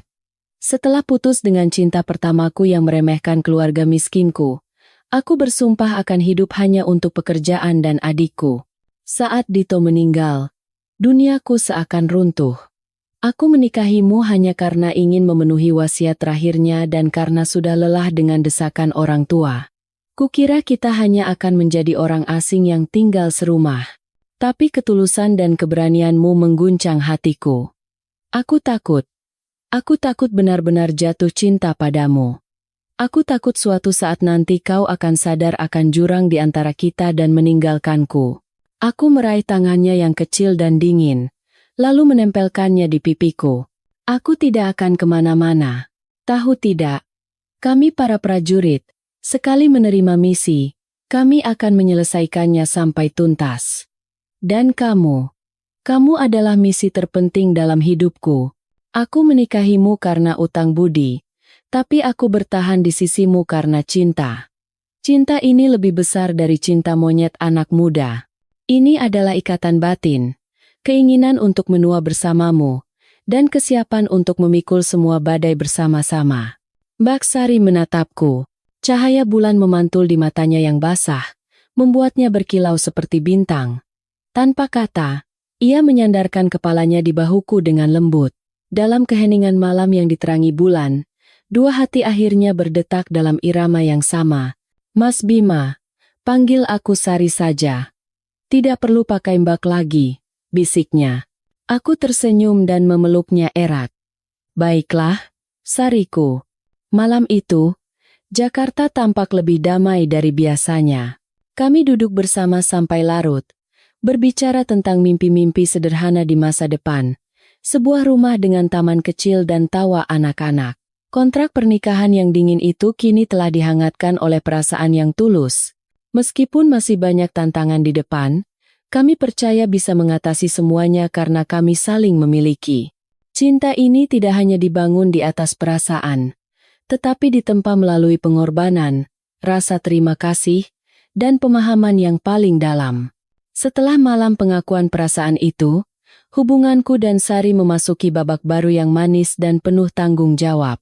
Kami tidak hanya menjadi pasangan dalam kehidupan sehari-hari, tetapi juga memutuskan untuk menjadi mitra dalam bisnis. Perusahaan agribisnis Sari telah melewati krisis terbesar, tetapi dampak dari konspirasi Prakoso dan pengkhianatan Untung masih menyisakan banyak pekerjaan rumah. Sari, sepertinya kita harus merombak seluruh manajemen, kataku suatu pagi saat kami sedang meninjau laporan keuangan bersama. Kelemahan tempo hari menunjukkan bahwa kita kurang memiliki sistem pengawasan dan kepercayaan antar departemen. Sari mengangguk setuju. Aku juga berpikir begitu. Tapi tidak mudah mengubah kebiasaan ratusan orang. Biar itu jadi urusanku. Aku akan coba menerapkan sebagian disiplin militer ke dalam perusahaan. Bukan soal kekakuan, tapi soal transparansi, tanggung jawab, dan jiwa korsa. Aku mulai menjalankan rencanaku untuk memiliterkan manajemen dengan cara yang elegan. Aku mengadakan rapat rutin di mana setiap karyawan, dari kuli angkut hingga staf kantor, bisa menyampaikan pendapat secara langsung. Aku membangun sistem penghargaan dan sanksi yang jelas, yang berprestasi dipuji secara terbuka dan diberi bonus langsung, yang melanggar aturan diberi peringatan dan ditindak secara transparan. Aku juga turun langsung ke gudang, bekerja bersama para karyawan. Aku mengajari mereka cara menata barang secara sistematis untuk menghemat waktu, dan cara mengatur kelembaban serta suhu untuk memastikan kualitas terbaik dari hasil bumi. Sikapku yang ramah sebagai sesama prajurit dan mau turun tangan membuat para pekerja yang awalnya waspada, perlahan-lahan mulai menyukai dan mempercayaiku. Mas Bima, sejak Mas yang urus, kami jadi lebih semangat kerja. Semuanya transparan. Jadi tidak ada lagi yang cari muka atau saling menyalahkan, kata seorang pekerja senior. Sari juga tidak tinggal diam. Ia fokus membuka pasar baru dan membangun kembali citra merek. Dengan dukungan dan manajemen di belakang layar yang kupegang, Sari punya lebih banyak waktu untuk memaksimalkan kemampuan diplomasinya. Ia berhasil mendapatkan 3 kontrak ekspor besar tambahan ke pasar Jepang dan Korea, yang terkenal sangat ketat dalam hal kualitas. Setiap akhir pekan, kami pulang ke desa bersama. Kami membawa kabar baik tentang perusahaan dan oleh-oleh untuk orang tua. Melihat kami berdua yang semakin mesra dan bisnis yang semakin maju, orang tua Mas Dito tak bisa menyembunyikan kebahagiaan mereka. Dito di alam sana pasti tersenyum, kata sang ayah terharu saat melihatku dan Sari menyiapkan makan malam bersama. Kekuatan persatuan tidak hanya membantu perusahaan bangkit dari krisis, tetapi juga menciptakan lingkungan kerja yang seperti keluarga besar. Karyawan-karyawan lama yang sempat ingin keluar kini kembali dan bekerja dengan penuh dedikasi. Mereka melihat bahwa di sana, mereka tidak hanya mendapatkan gaji, tetapi juga rasa hormat dan kemanusiaan. Suatu sore, saat semua karyawan sudah pulang, aku dan Sari berjalan-jalan di sekitar area perusahaan. Kargo-kargo hasil bumi tertata rapi, menunggu truk pengangkut. Bima, rasanya seperti kita sedang melakukan keajaiban, ya? Tanya Sari pelan sambil menggenggam tanganku. Ini bukan keajaiban, Sari. Ini hasil dari ketulusan dan kepercayaan. Selama kita satu hati, tidak ada kesulitan yang tidak bisa kita lewati. Aku menatap Sari. Wajahnya kini cerah dan bersemangat. Tidak ada lagi lingkaran hitam karena kurang tidur atau kecemasan yang selalu membayanginya. Aku tahu aku telah melakukan hal yang benar. Janji pada Mas Dito bukan hanya tentang menjaga Sari, tetapi juga membantunya menemukan kembali dirinya dan kebahagiaan hidupnya. Perang melawan kejahatan telah dimenangkan, tetapi perang membangun kebahagiaan masih terus berlanjut. Dan aku tahu, dengan cinta dan persatuan ini, kami akan berjalan bersama sampai akhir di jalan yang sangat diinginkan oleh Mas Dito. Setiap kuntum bunga dan hasil bumi segar yang dihasilkan perusahaan adalah bunga cinta yang mekar di hati kami berdua. Setelah Prakoso ditangkap di lokasi penculikan, kedoknya dan jaringan bisnis ilegalnya perlahan terkuak. Aku, Andi, dan pihak berwenang bekerja keras siang malam untuk menyusun bukti. Bukan hanya kasus penjebakan perusahaan Sari, tetapi yang lebih penting, berkas kecelakaan lalu lintas Mas Dito di masa lalu kembali dibuka dengan fakta-fakta yang mengejutkan. Dalam proses investigasi, si sopir, Suparman, akhirnya tidak tahan dengan tekanan batin dan bukti-bukti tajam yang kusodorkan, lalu mengakui segalanya. Ia bersaksi bahwa malam kecelakaan itu, truknya tidak kehilangan kendali karena masalah teknis. Prakoso memaksanya untuk membawa muatan selundupan ilegal dengan kecepatan tinggi di tengah cuaca buruk. Ketika mobil yang kutumpangi bersama Mas Dito muncul, karena takut barang selundupannya ketahuan, Prakoso memerintahkannya untuk mendorong mobil kami ke jurang untuk menghilangkan bukti. Waktu itu saya mau mengerem. Tapi Pak Prakoso teriak, kalau tidak ditabrak, keluarga saya akan dihabisi. Dia janji akan kasih uang banyak kalau saya mau dipenjara beberapa tahun. Suparman menangis saat memberikan pengakuan di berita acara pemeriksaan. Di kantor polisi, aku yang duduk di sebelah Sari merasakan tangannya meremas lengan bajuku hingga memutih. Rasa sakit itu kembali datang, tapi kali ini disertai kelegaan. Dito kami bukan hanya berkorban untuk menyelamatkan rekannya, tapi ia gugur saat berhadapan dengan penjahat paling berbahaya. Stigma lama bahwa itu hanya kecelakaan biasa akhirnya terhapus. Pada hari persidangan, langit Jakarta berwarna kelabu, tetapi hatiku cerah. Prakoso berdiri di kursi pesakitan. Wajahnya kuyu, arogansi seorang bos besar sudah lenyap. Saat hakim menjatuhkan vonis penjara seumur hidup atas tuduhan pembunuhan berencana, penculikan, dan praktik bisnis ilegal, Sari membenamkan kepalanya di bahuku dan terisak. Itu adalah air mata yang membersihkan dendam 10 tahun, kesepian dan kesedihan 10 tahun. Saat melangkah keluar dari ruang sidang, aku menatap langit yang luas, seolah melihat Mas Dito di sana. Masih dengan senyum ramahnya, ia melambaikan tangan dengan bangga ke arahku. Mas Dito, aku berhasil. Beristirahatlah dengan tenang.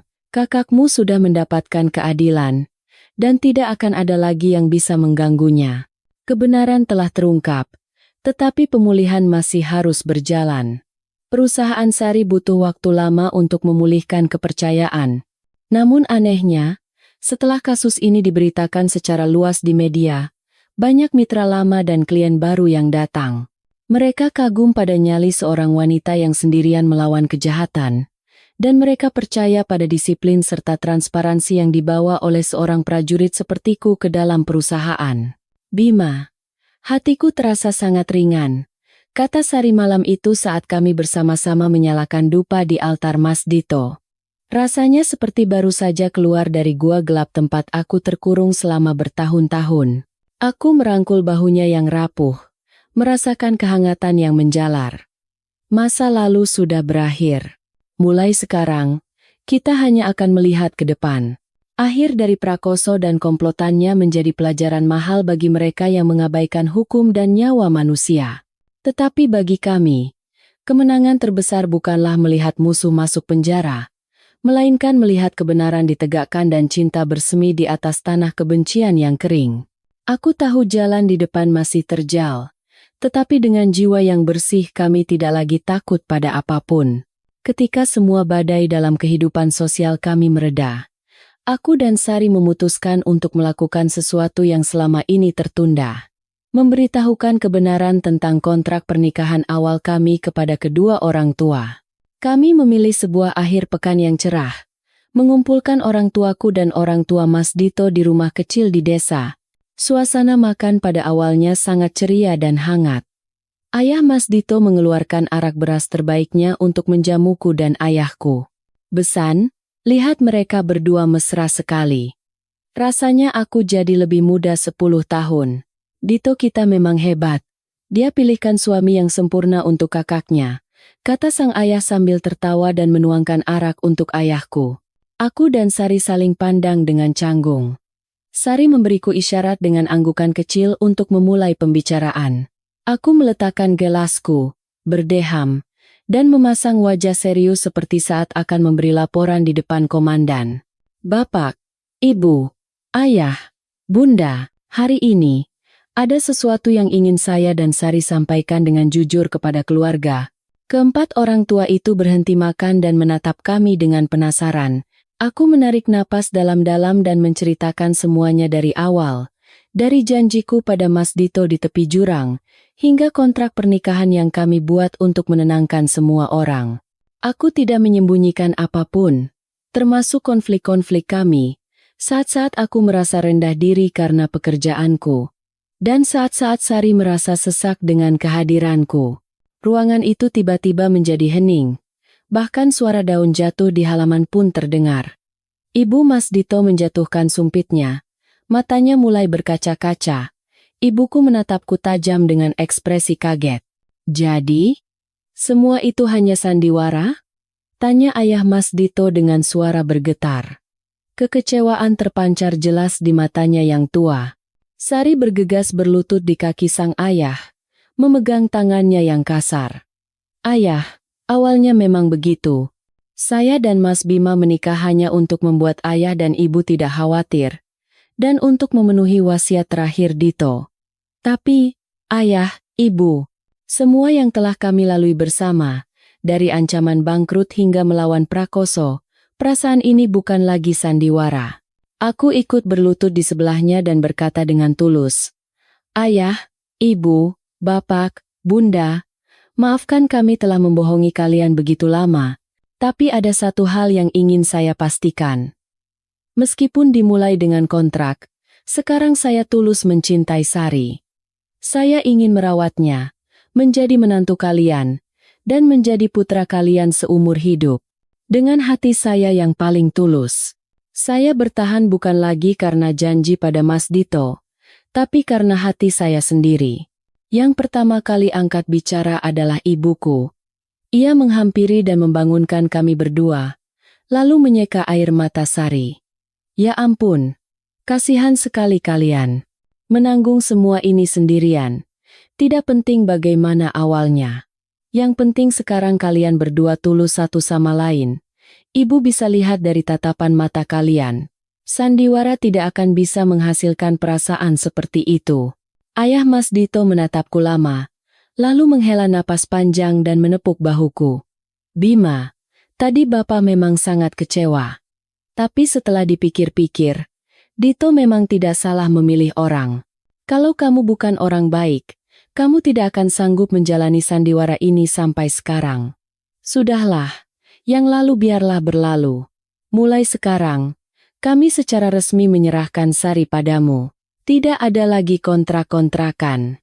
Ibu Mas Dito memeluk Sari dan terisak. Tapi itu adalah air mata kebahagiaan. Setelah kebenaran terungkap, tawa kembali memenuhi rumah itu, dan hubungan kedua keluarga menjadi jauh lebih erat dari sebelumnya.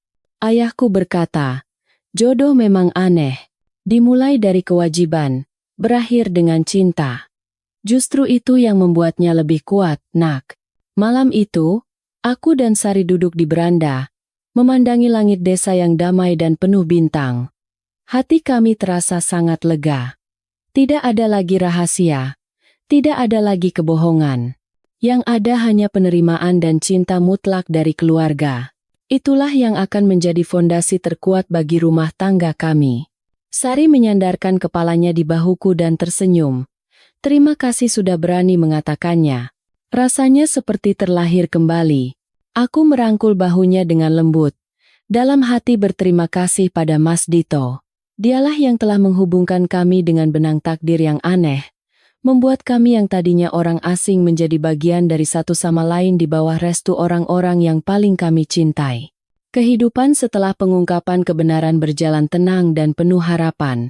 Perusahaan Sari kini berada di jalur yang stabil. Aku secara resmi menjabat sebagai wakil direktur yang bertanggung jawab atas urusan internal dan keamanan. Kami bekerja sama dengan sangat serasi. Namun, di dalam hati Sari, selalu ada satu kekhawatiran tersembunyi, masalah usia. Tahun ini, Sari genap berusia 37 tahun. Meskipun orang tua tidak pernah mengatakannya secara langsung saat makan keluarga, aku tahu mereka semua menantikan suara tangis bayi. Sari seringkali memandangi anak-anak tetangga bermain dengan tatapan campuran antara iri dan cemas. Ia pernah mengaku padaku, Bima, aku takut tidak bisa menjadi ibu lagi. Aku terlalu sibuk bekerja sampai lupa kodratku. Aku selalu menghiburnya. Anak itu rezeki dari Tuhan. Jangan terlalu stres. Kalau ada, kita syukuri. Kalau tidak ada pun, aku tetap mencintaimu. Kita berdua saling menjaga sudah cukup. Namun, keajaiban datang pada suatu awal musim gugur. Belakangan ini, aku melihat Sari sering lelah, tidak nafsu makan, dan mual mencium bau makanan. Gejala-gejala yang belum pernah kulihat pada dirinya yang sehat. Aku khawatir dan memaksanya untuk melakukan pemeriksaan kesehatan menyeluruh. Saat menunggu di lorong rumah sakit, aku gelisah bukan main. Ketika Sari keluar dari ruang dokter, wajahnya pucat, matanya membelalak kaget menatapku. Bima. Aku. Ia tergagap sambil menyerahkan hasil pemeriksaan. Aku menerimanya dan mataku terpaku pada tulisan yang dicetak tebal di bagian bawah. Positif hamil. Usia kandungan +6 minggu. Aku membeku di tempat. Kertas itu bergetar di tanganku. Rasa bahagia yang luar biasa, yang meledak-ledak hingga membuatku kaku, menyelimuti seluruh tubuhku. Tanpa peduli tatapan orang-orang di sekitar, aku mengangkat Sari dan memutarnya beberapa kali di lobi rumah sakit. Sari, kita akan punya anak. Aku akan jadi ayah. Sari tertawa sambil menangis, memeluk leherku erat. Aku tidak percaya, Bima. Di usiaku yang sekarang, kupikir aku sudah tidak punya kesempatan. Kabar gembira itu segera sampai ke telinga keluarga. Tak perlu diceritakan betapa bahagianya keempat orang tua kami. Ibu Mas Dito langsung berkemas dan datang ke Jakarta untuk merawat putrinya. Sari dilarang melakukan apapun, dari memasak hingga bersih-bersih. Ibuku di desa, setiap beberapa hari sekali mengirimkan telur ayam kampung, ayam utuh, dan berbagai sayuran segar untuk menantu kesayangannya. Namun, kehamilan di usia 37 tahun membawa banyak tantangan bagi kesehatan Sari. Ia mengalami mual yang parah hingga tidak bisa makan apapun. Tubuhnya menjadi kurus. Saat itulah, naluri prajurit dalam diriku bangkit. Aku mencari semua referensi tentang nutrisi ibu hamil, belajar cara memasak bubur hambar, dan cara memijat untuk meredakan sakit pinggang istriku. Malam hari, aku ikut terjaga, mengkhawatirkan setiap napas dan tidurnya. Terkadang, saat Sari tidak bisa tidur karena kakinya kram, aku akan memijatnya selama berjam-jam. Melihat perutnya yang semakin membesar, aku merasa hidupku benar-benar ajaib. Seorang prajurit yang hanya tahu tentang senjata dan perbatasan, kini sedang merawat sebuah kehidupan kecil, buah cinta yang dimulai dari sebuah tanggung jawab. Bima, tidak menyesalkan merawat ibu hamil yang merepotkan sepertiku. Canda Sari saat aku membantunya minum susu. Aku mengecup keningnya dengan lembut. Merawatmu dan anak kita adalah misi paling mulia yang pernah kuterima. Asal kalian berdua sehat, penderitaan apapun akan kutanggung. Setiap kali pemeriksaan USG, melihat sosok mungil di layar monitor dan mendengar detak jantungnya yang kuat, mataku selalu berkaca-kaca. Aku berkata dalam hati pada anakku, "Nak, kau adalah hadiah terbesar dari Paman Dito untuk ayah dan ibumu. Ayah akan menjagamu dan ibumu dengan semua yang ayah punya." Kebahagiaan ini menghapus semua bayang-bayang kelam di masa lalu dan semua kekhawatiran bisnis. Kami sadar, kesuksesan terbesar dalam hidup bukanlah uang atau ketenaran, melainkan kehadiran orang-orang yang kita cintai. Anak ini adalah simbol kebangkitan, akhir yang manis dari sebuah perjalanan yang terjal namun penuh makna. Tahun baru Imlek kali ini adalah yang paling istimewa bagi kami. Sari sudah memasuki bulan ke-7 kehamilannya. Perutnya sudah sangat besar, tetapi wajahnya bersinar karena bahagia. Kami memutuskan untuk menyelesaikan semua pekerjaan di kota lebih awal dan merayakan Imlek di desa. Rumah kedua orang tua di desa telah direnovasi menjadi lebih luas dan bersih dengan uang yang kami kumpulkan selama setahun terakhir.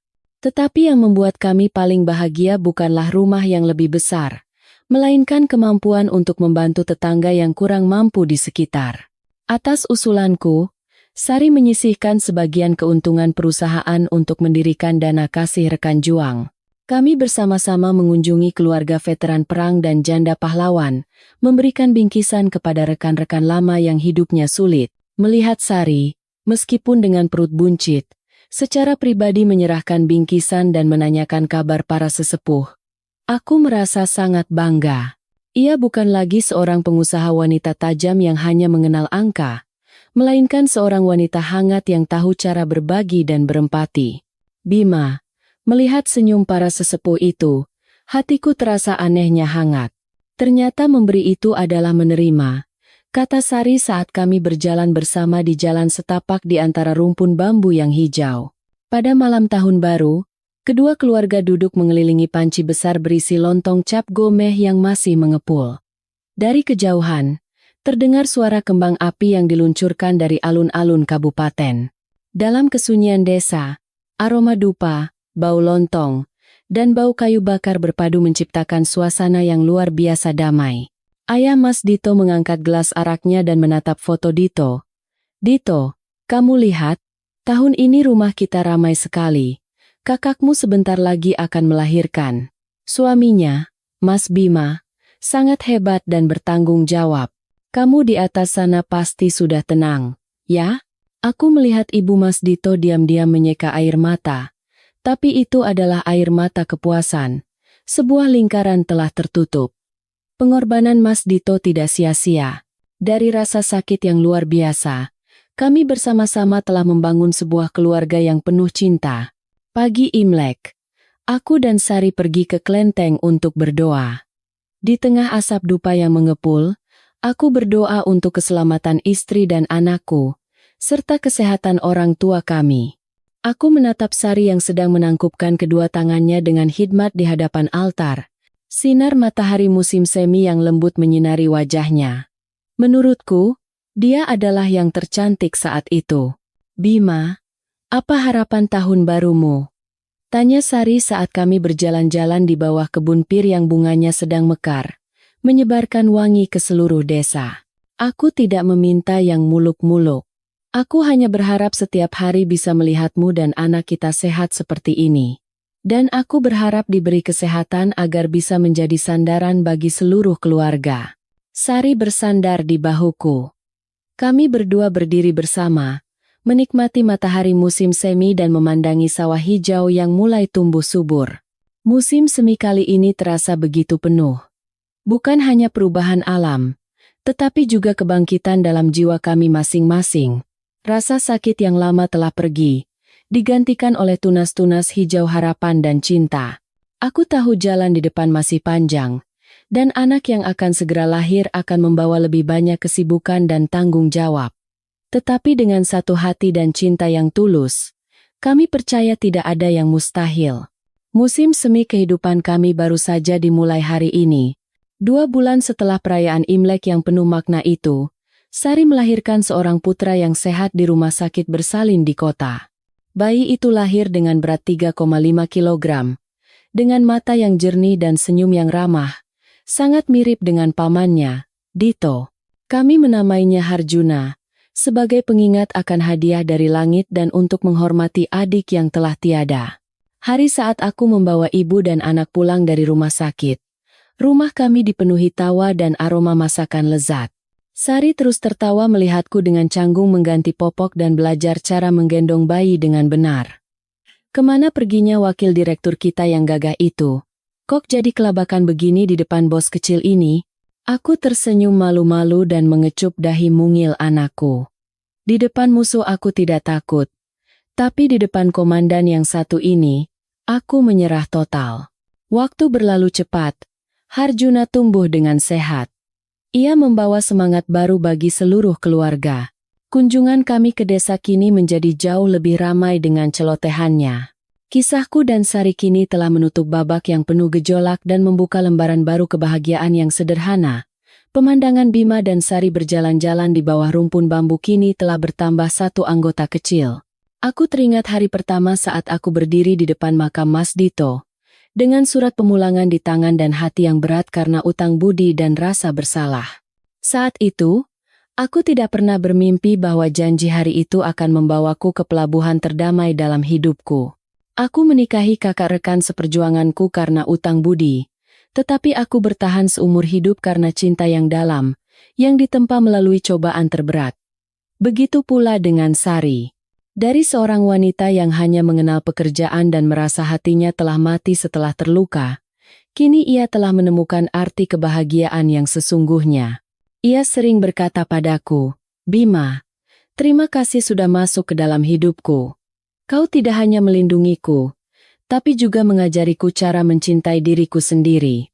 Perusahaan agribisnis kami kini telah berkembang menjadi sebuah grup yang terpercaya. Tidak hanya kuat secara ekonomi, tetapi juga terkenal dengan kegiatan amalnya. Kami menghargai setiap butir beras dan setiap helai sayuran yang kami hasilkan, karena kami tahu itu adalah buah dari kerja keras yang jujur dan kemanusiaan. Setiap tahun pada hari peringatan kematian Mas Dito, seluruh keluarga berkumpul di depan makamnya.